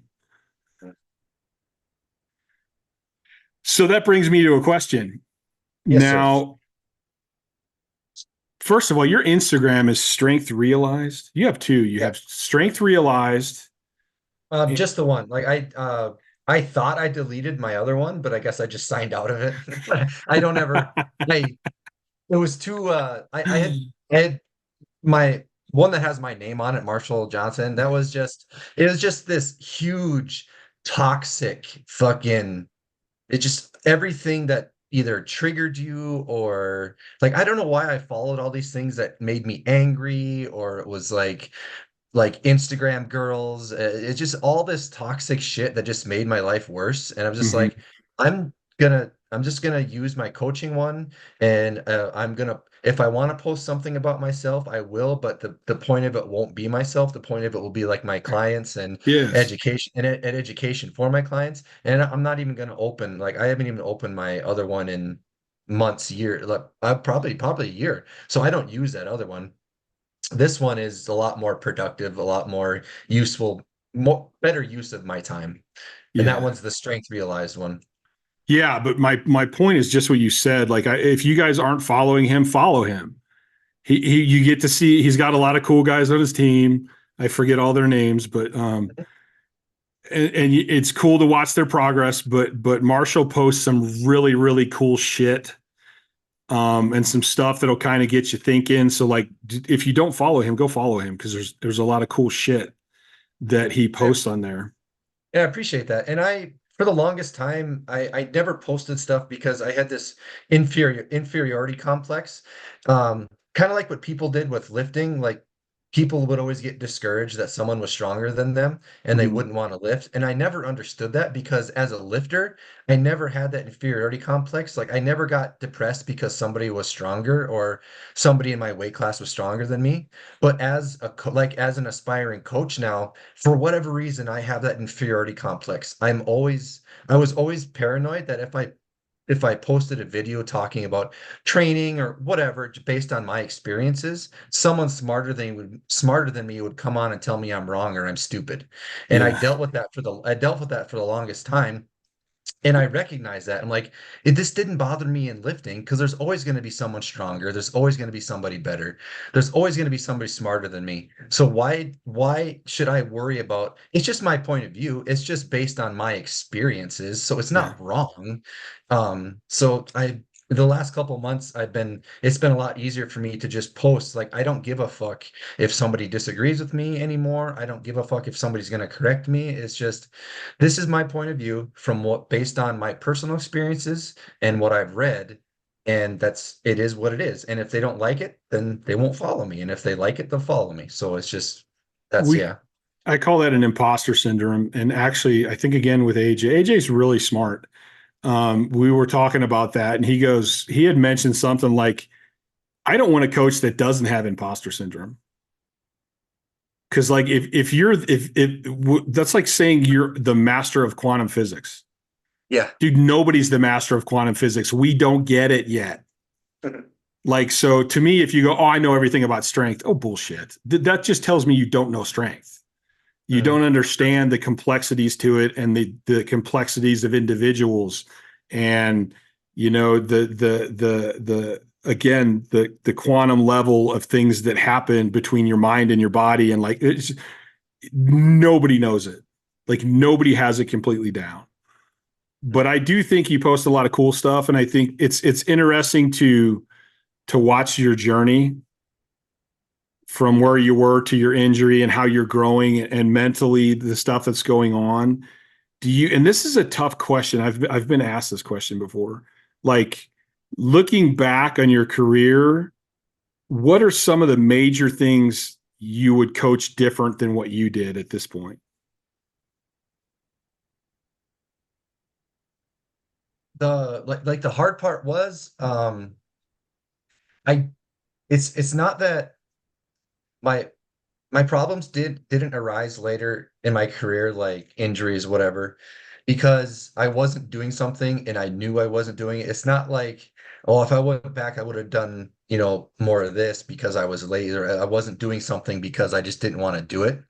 I was doing everything that I thought I was supposed to do. It just Mm-hmm. turned out that some of those things were completely wrong and I was completely oblivious to it. You know what I mean? Like, in my mind, I was training as hard as I could. I was recovering as hard as I could. In my mind, I was doing everything right. You know what I mean? So Mm-hmm. that's kind of like the hard part. If I were to go back, I absolutely, core would have been a priority. Conditioning would have been a priority. Mobility would have been a priority. You know what I mean? It wasn't just this dick in the dirt, train until you pass out, like you were talking about before, like more isn't better. But that was just kind of like my mentality that more was better. I need to be the hardest working person in the room and I took pride in that. Um, I think you have to have that a little bit. Anybody who wants to excel at something, I feel like they have to have that mentality, but I think you also need to have the flexibility mentally to at least at some point in your career be like, okay, this isn't working anymore, or maybe this wasn't the best approach. You need to find a better, more efficient way. And I gradually found that because I got a coach who taught me a better way. Mm-hmm. But yeah, like the Well, easy answer would be like core work and mobility. That would be one of the things I would absolutely change. which you kind of already mentioned, you're like, my guys will not be out of shape. They will have their mobility. So like, that's kind of something you already mentioned that you hit. It's Yeah. interesting though, because like I look back and I go, okay, did I need to do these things to get where I was? Mhm. And is there a way that I can help somebody get through that without going through that phase, leaving them new mistakes to make to reach the next level? Like, because really, I think if you boil down strength, in order to help people keep getting stronger, we got to figure out how to gain strength quicker with less errors in between there. Like, that's the key, because you only have so Yeah. much time. Yeah. I guess that made me think of something. In my mind, being strong meant you had a strong lower back. And Mm-hmm. I would destroy my lower back. Like it just annihilate it, like stupid, like doing rack pulls until you threw up. I would put, like, I saw a lot of the stuff was based on what Chuck Vogelpool was doing. I would do things called Vogelpools where I would put a safety bar on my back and then I would do rack pulls with the bar and I would just do that stupid shit until I passed out or I couldn't walk. Like, total annihilation of my lower back was what I thought was right. And I did not accompany that with core work to balance it. Yeah. And Louis Simmons has an amazing quote. He said, lifters with a strong back and a weak core always hurt their back. And that was me. Like my back was bulletproof until it wasn't. You know what I Mm-hmm. mean? Like Mm-hmm. I could do hanging good mornings with 500-600 pounds for reps. Like I I just lived on low back stuff because I thought that's what strong was, like having a strong lower back. Yeah. But I think that goes to, and the human body is this way, and I think life is this way. Because when I talk about balance, everyone's like, you can't have balance. And I go, yes, you can. You can't have equal balance, but you can have balance. And I think the body's like that too. You're like, back's getting stronger, core's getting weaker, core's getting Yeah. weaker, and you're fine, and you're Yeah. fine, and you're Until you're fine. not. And then Until you're eventually it not. goes boom, and the whole scale gets Yeah. knocked over. Exactly. That's what it was. Like my back was bulletproof until it wasn't. You know what I mean? Like I thought I had an invincible lower back. And so that's an interesting thing because my first part of my brain goes, was the overtraining his back? Oh, But maybe you weren't. Maybe you were, maybe you weren't. Maybe if you would have added in more core, you would have been fine. yeah, that could be. Yeah. Yeah. I watched it. One of the most amazing things I ever saw was Chuck Vogelpohl was squatting 1,100 pounds. He came out of the hole, fell forward, caught it, adjusted, and then continued to squat. I'm like, how the fuck did a human being just catch 1,100 pounds, reverse it, and then finish it? And I watch his videos, like, well, he does like good mornings, hanging good mornings. He kills his lower backs. Like, Mm-hmm. that's what I have to do. And that became like the mantra of my training was I have to have a bulletproof lower back without understanding that at Westside, Louis, he was more about core work, but that's not, that's not like sexy. Yeah. That's not awesome or entertaining. You know what I mean? Well, I think that's interesting too because I think that I recently went back and was started to look up some of the because I can play around with stuff now. I started looking up some of Mike Mentzer's stuff that I did when I was a kid, Mhm. and I totally took away. When I was a kid, I took what I wanted Mhm. and threw away the rest and ran with it. And so to go Took the back and fun. re-look into it, I'm like, that's so interesting how my perception is so different now than it was. Mhm. Before it was like, oh, train heavy, train crazy, do this. I'm like, fuck yeah. How many days a week can I do this? 7, perfect. Yep. And now I'm like, no, he really, really emphasizes recovery. How the hell did I miss that? Like that part just totally said bye-bye to my brain. It was like super intense. That's what I want to hear. I'm done. That's not fun. That's not Yeah. fun. That's not flashy. You're not a badass because you rest. What I mean, you're a Yeah. badass because you go to the gym and you slay demons. Like that makes Mm-hmm. you a badass. And it's just interesting over all that time how my perception has changed and how I look at it, and where it was like my whole life or most of my whole life it was more like, okay, even when I started learning more about recovery, it was like, okay, well, what's the maximum amount I can train? And now I'm like, no, I still have goals that I want to do. I don't care if I do them in competition or not. So why am I still looking at how much can I train? I need to be looking at how little can I train and make gains? How much can I recover? And my training is going to equal that. Like I look at it like almost the opposite of what I used to. And it I get it. literally is about progress. I get it. Yeah, I recently, um, look, in therapy, I'm learning that I'm a huge control freak. I have to control everything, and trying to control everything actually puts you out of control because life is changing. The only constant thing in life is change. And if you try to resist change, it's going to happen without you. And the only difference is that change is going to happen without your guidance. Like someone or something else is going to steer your ship.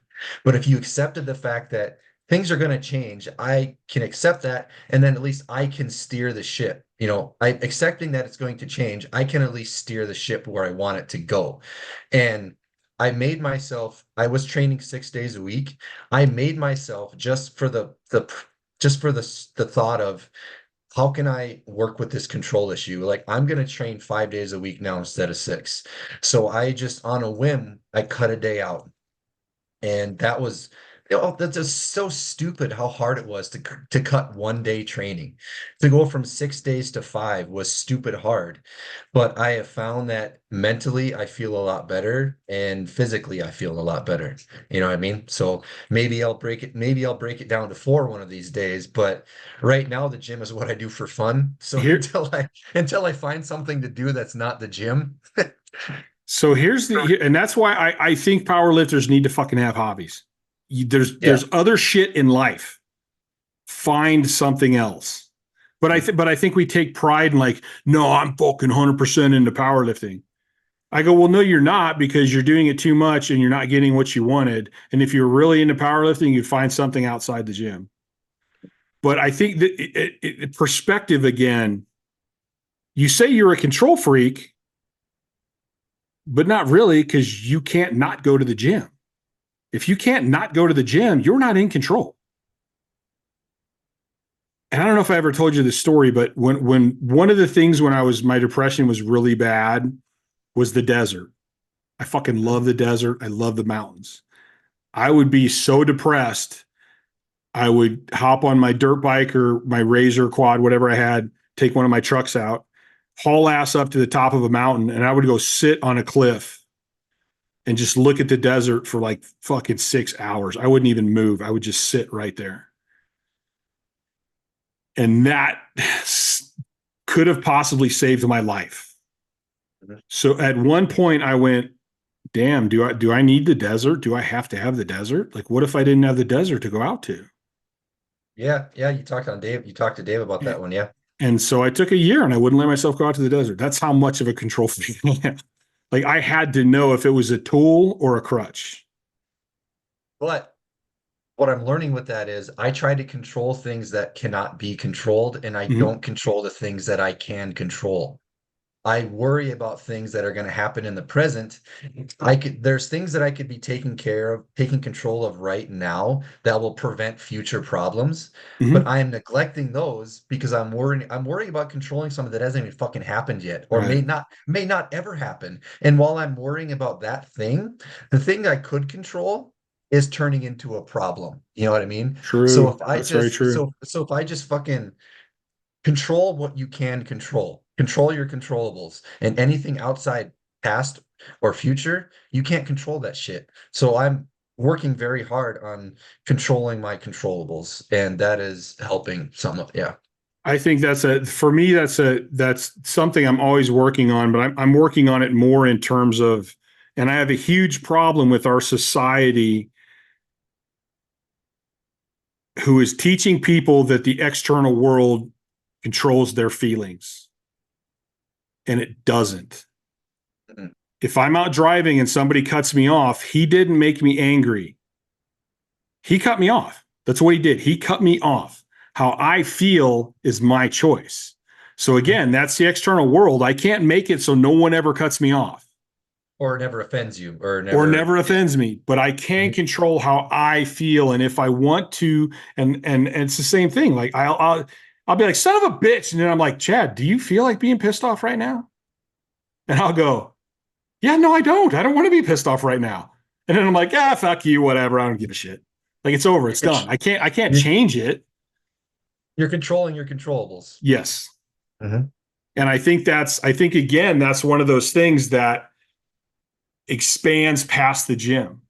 Because if you think about it this way, if I get pissed off and now I spend the rest of my day angry, I'm in a sympathetic state.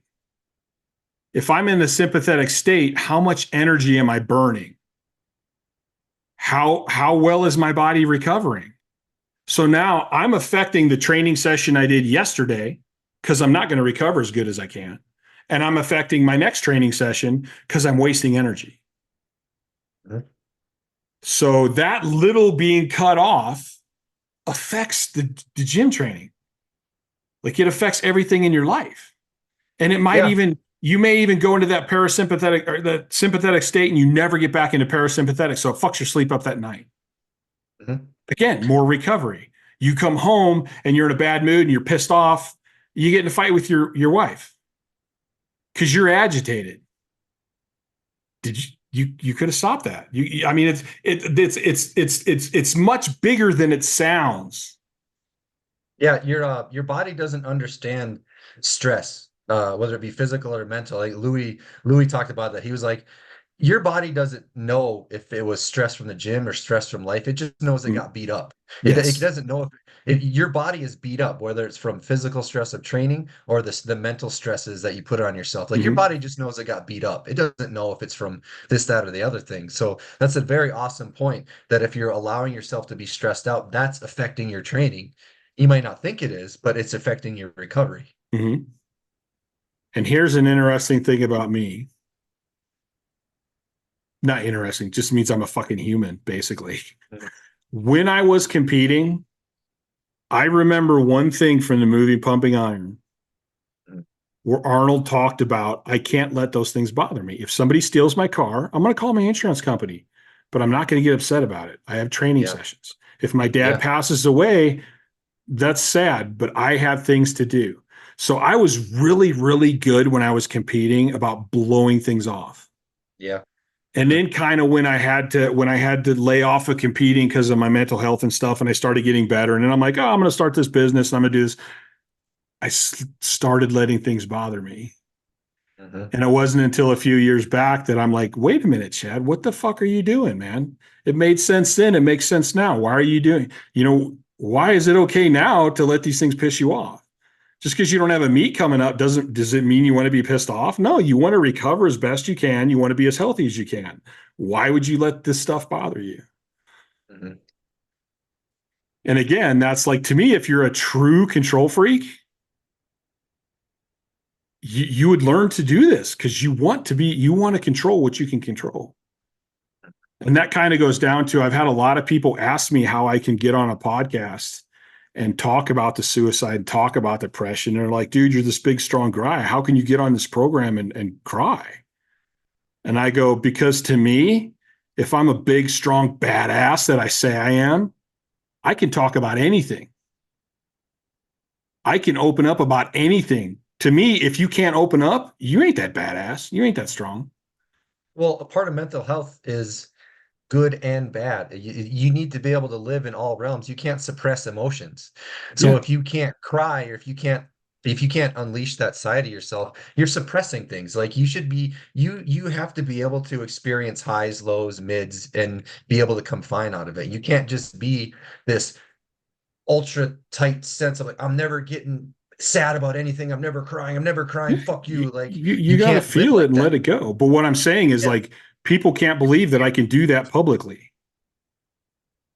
Yeah, well, that's just. And I go, to me, it's easy. Either you're a badass or you're not. If you're a badass, you can express how you feel anywhere, and you don't give two shits who sees it. That's a badass to me. But then there's a lot of guys that go, no, a badass shoves it down and he doesn't talk about it. And he doesn't have feelings. I go, to me, that's not a badass. That's a guy who's avoiding life, man. He's too scared. He's too scared to let it out. So I mean, that's just like perception to me, how you perceive things. Yeah, you're scared to be vulnerable. Yeah. So this is gonna be the longest podcast I've done, I think. There's one I cannot have you. No, it hasn't felt long at all. It feels like we just started talking. There's one thing I cannot have you on my podcast without you talking about. You can take that push story and shove it up your ass. Chad Ikes ruined my deadlift. Every now and then, I don't know if it's Instagram or whatever, but you like re-release that story and it makes my fucking day every time. I laugh so hard at that.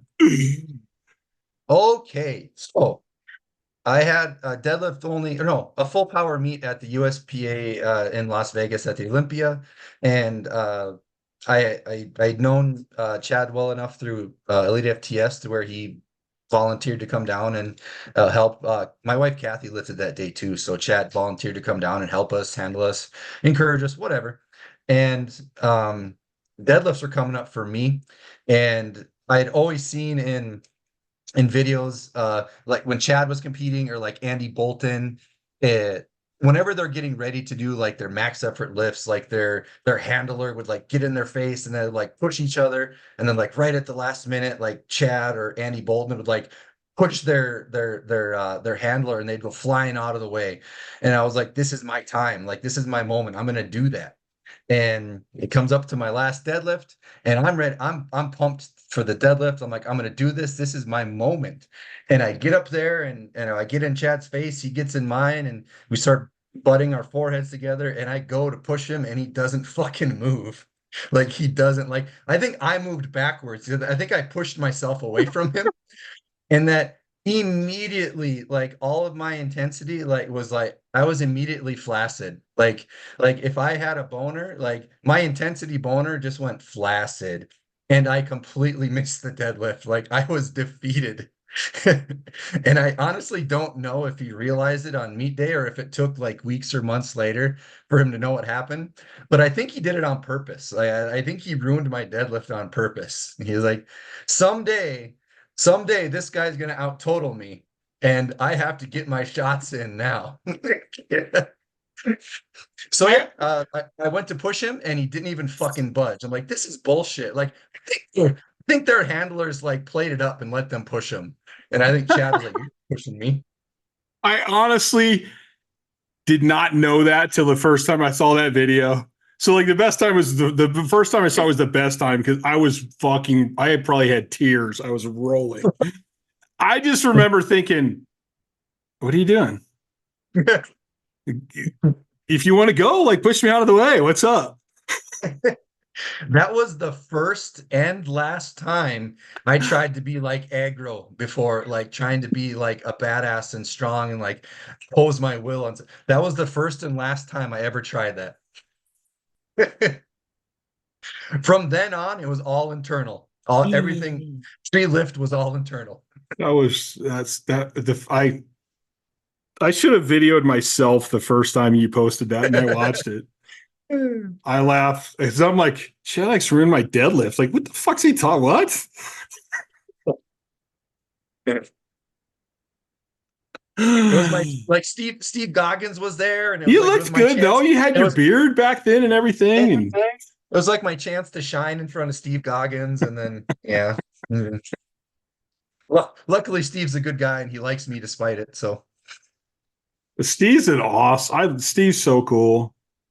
Steve's amazing. Before I met Steve, like somebody had told him that I was a piece of shit, and he kind of was hesitant towards me, and then he's like, "I met you," and I'm like, "I don't know what the fuck that guy was talking about, but yeah, you're not like." And I was like, "Well, thank you, I appreciate that."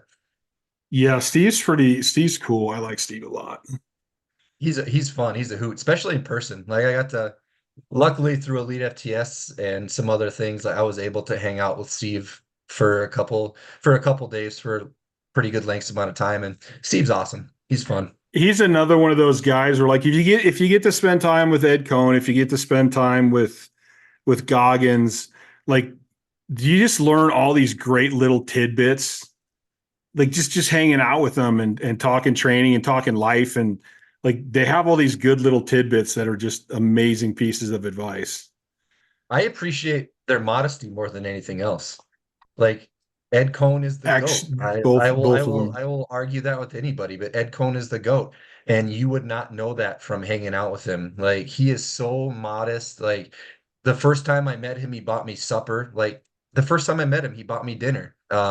He's come to Fargo for seminars, and I went out to dinner. Like the dude is just amazing. Like he'll sit down and he'll talk to you for an hour like you're Mhm.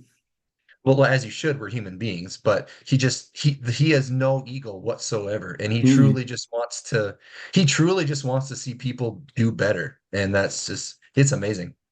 Yeah, I And he's funny, remember and he's funny too. there was one time. Well, both of those two have like a dry sense of humor, Mhm.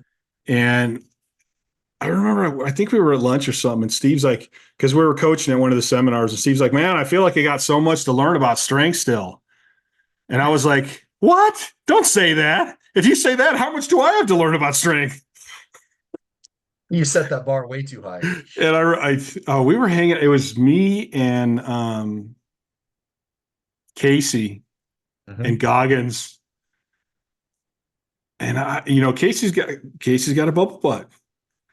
So do we pass some black girls and they commented and Steve's like, "Hey, what the hell?" Or like, I don't even remember what he said, but it was just so funny. And like Casey's face actually turned red.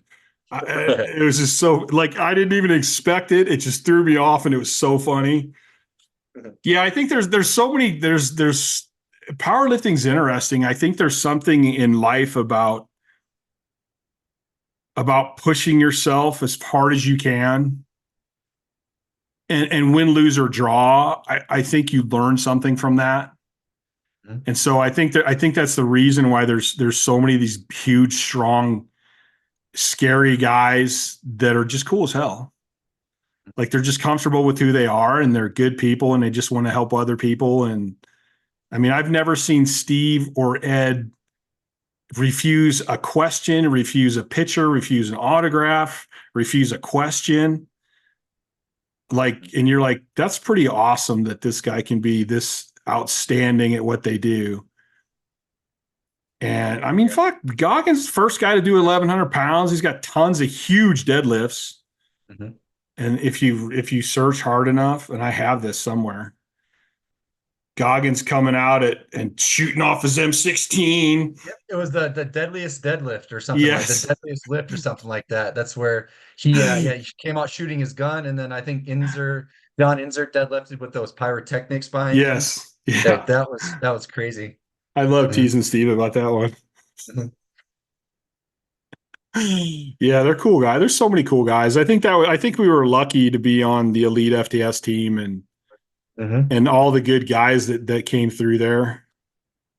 Yeah, I kind of regret my time on Elite FTS only not because I was on it. Like that was one of my biggest goals in life was to be sponsored by them, and I was sponsored by them, and it was my dream come true to be sponsored by Elite FTS. But again, with that like inferiority complex of like knowledge, every time I went to learn to train or something like that, I was surrounded by like 12 alpha males, and everybody's way was the only way. Like everybody's way was the only way, and everybody is like talking over loud. So it was just being around all these giants to where their way was the only way. And I just curled up. Like I was so shy and scared in social settings. So I didn't absorb, I didn't take advantage of it. You know what I mean? Like I spent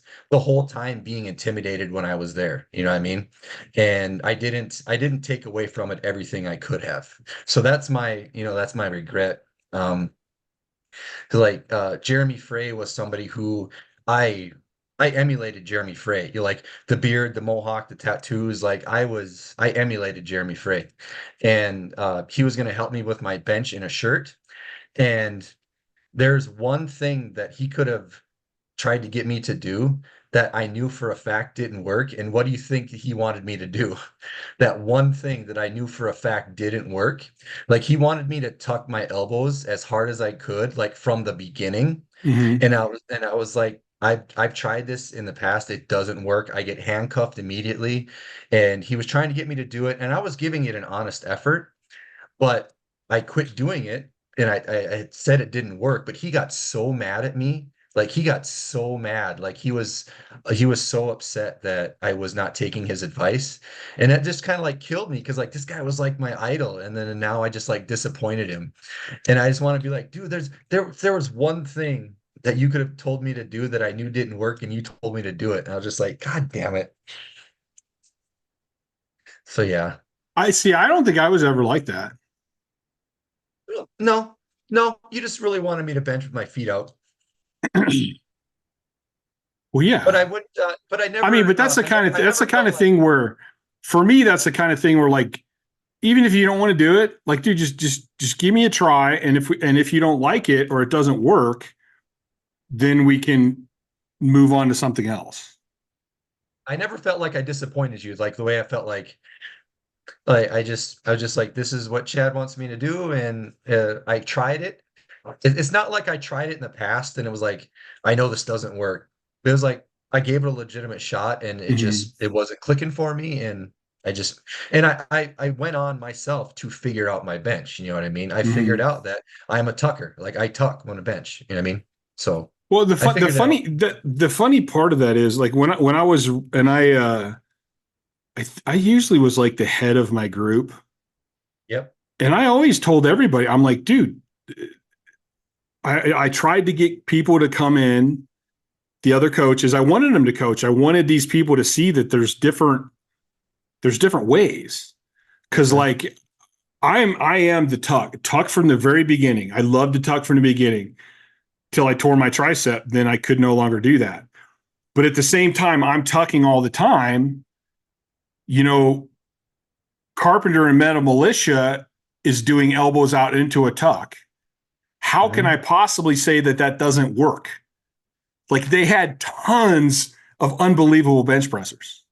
Yeah.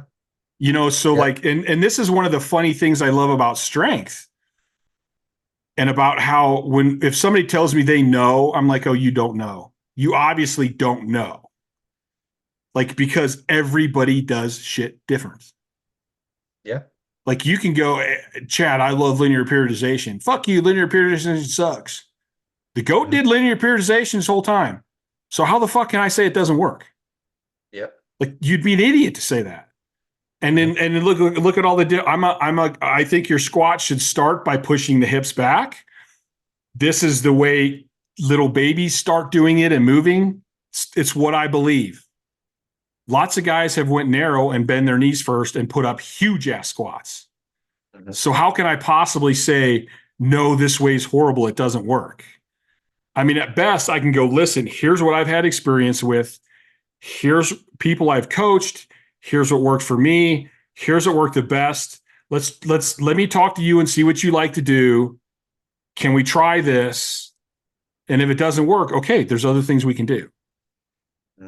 I think that's the best approach because you can't say, I can say what I like, but maybe if you don't like it, and especially if it completely screws your brain up, it's not going to work anyway.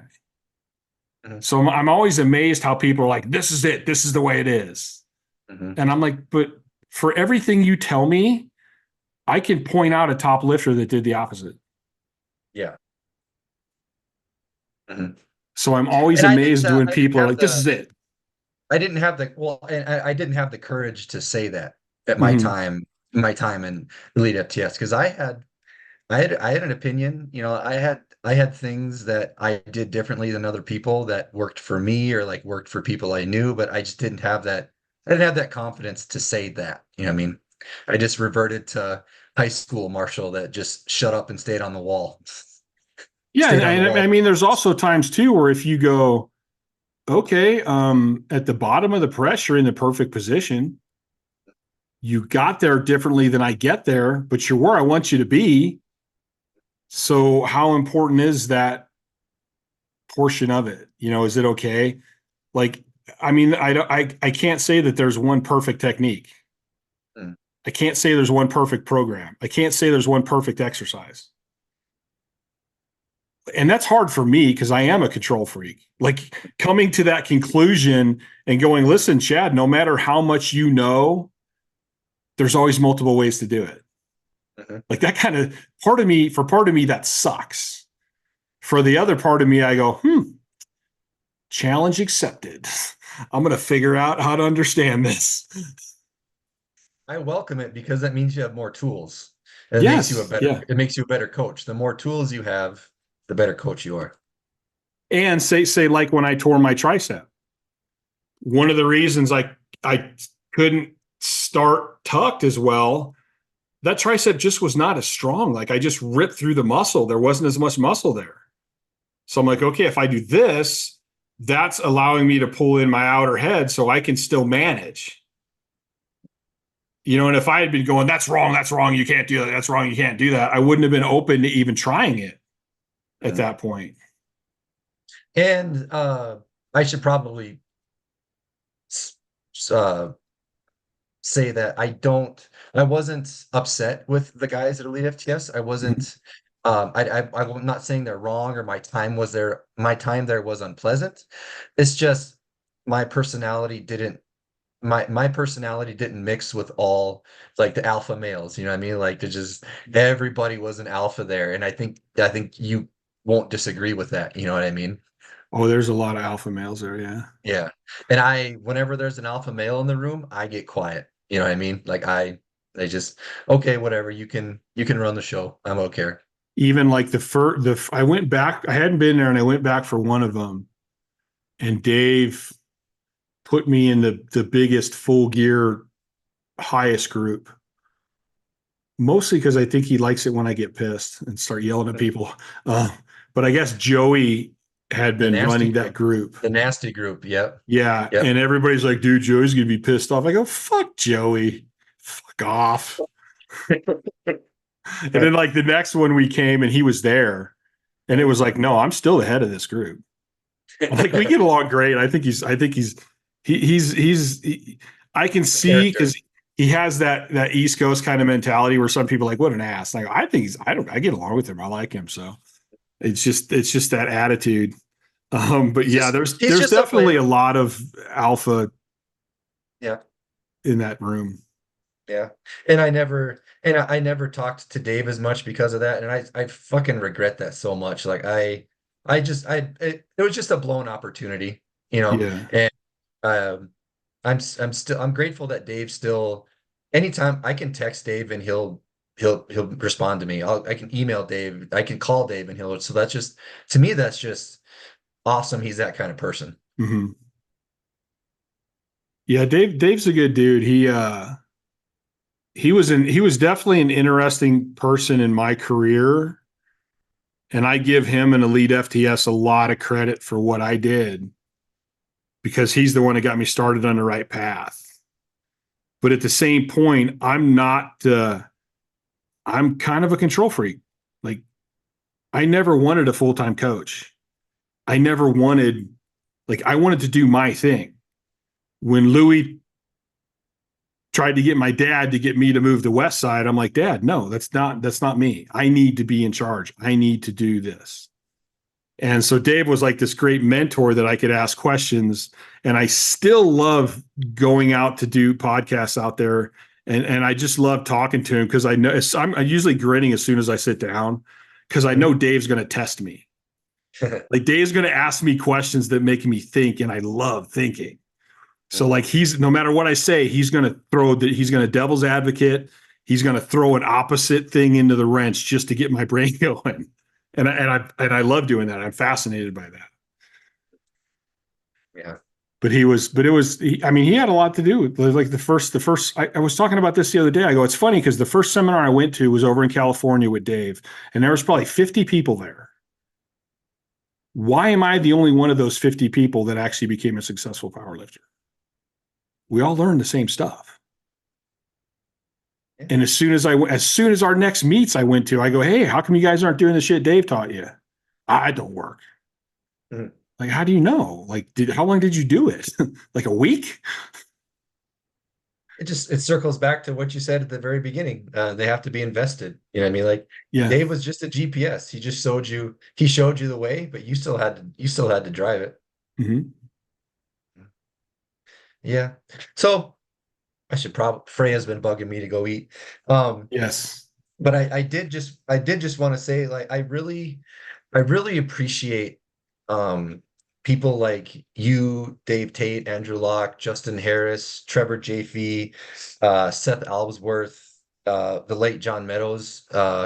You are people who will help me, will answer a question that you provide information without expecting anything in return. And that I'm so appreciative of that. Dave was talking on a podcast about how we're all standing in fields that were planted before us, that were Mm-hmm. planted before that person before them and or that person before then. And what you do is you don't just strip that field and lay fucking concrete. You you take care of that field so the person that comes after you has a field to be in.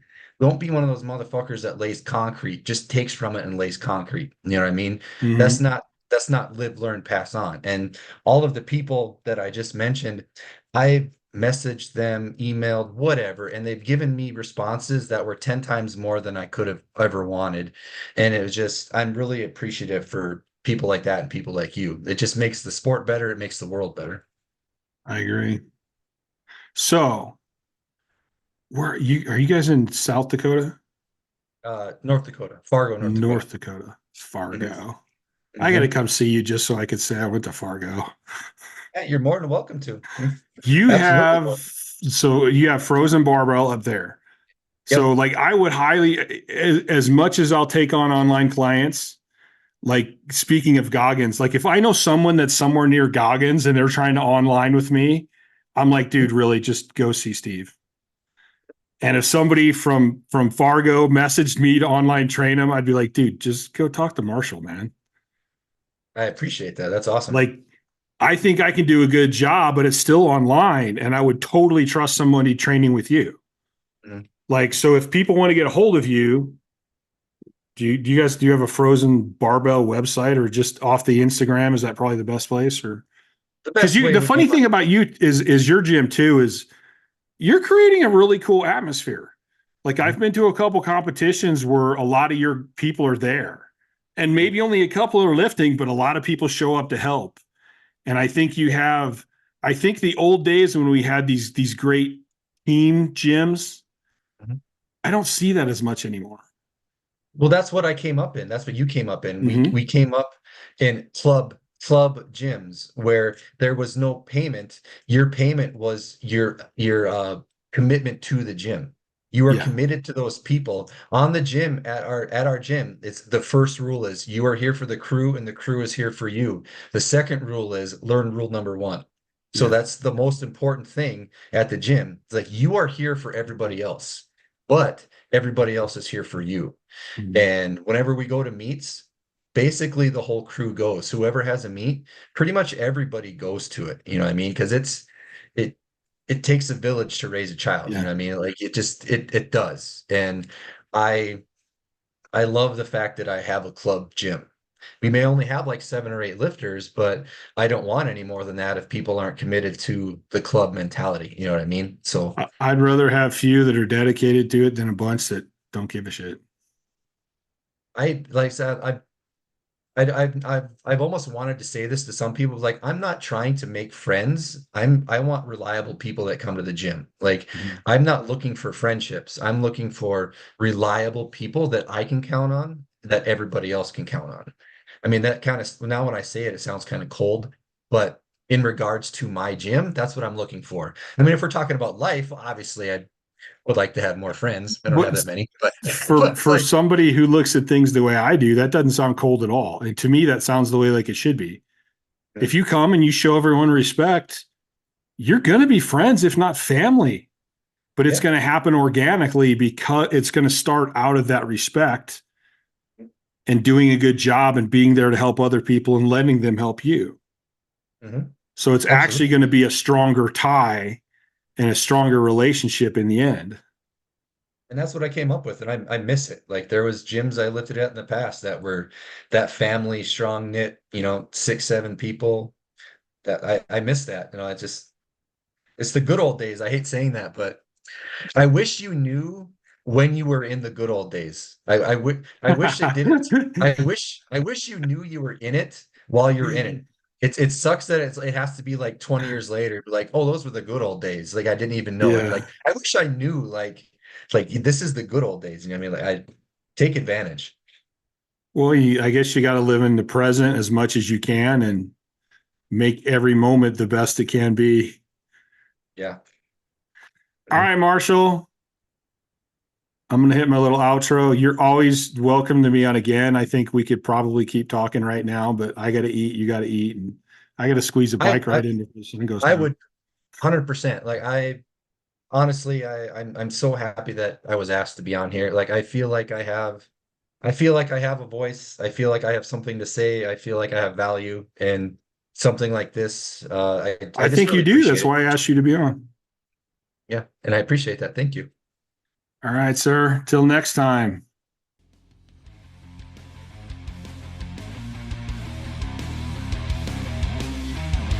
Thanks for listening to the Courage Barbell Unlimited podcast. For more information, please visit couragebarbell.com. Until next time.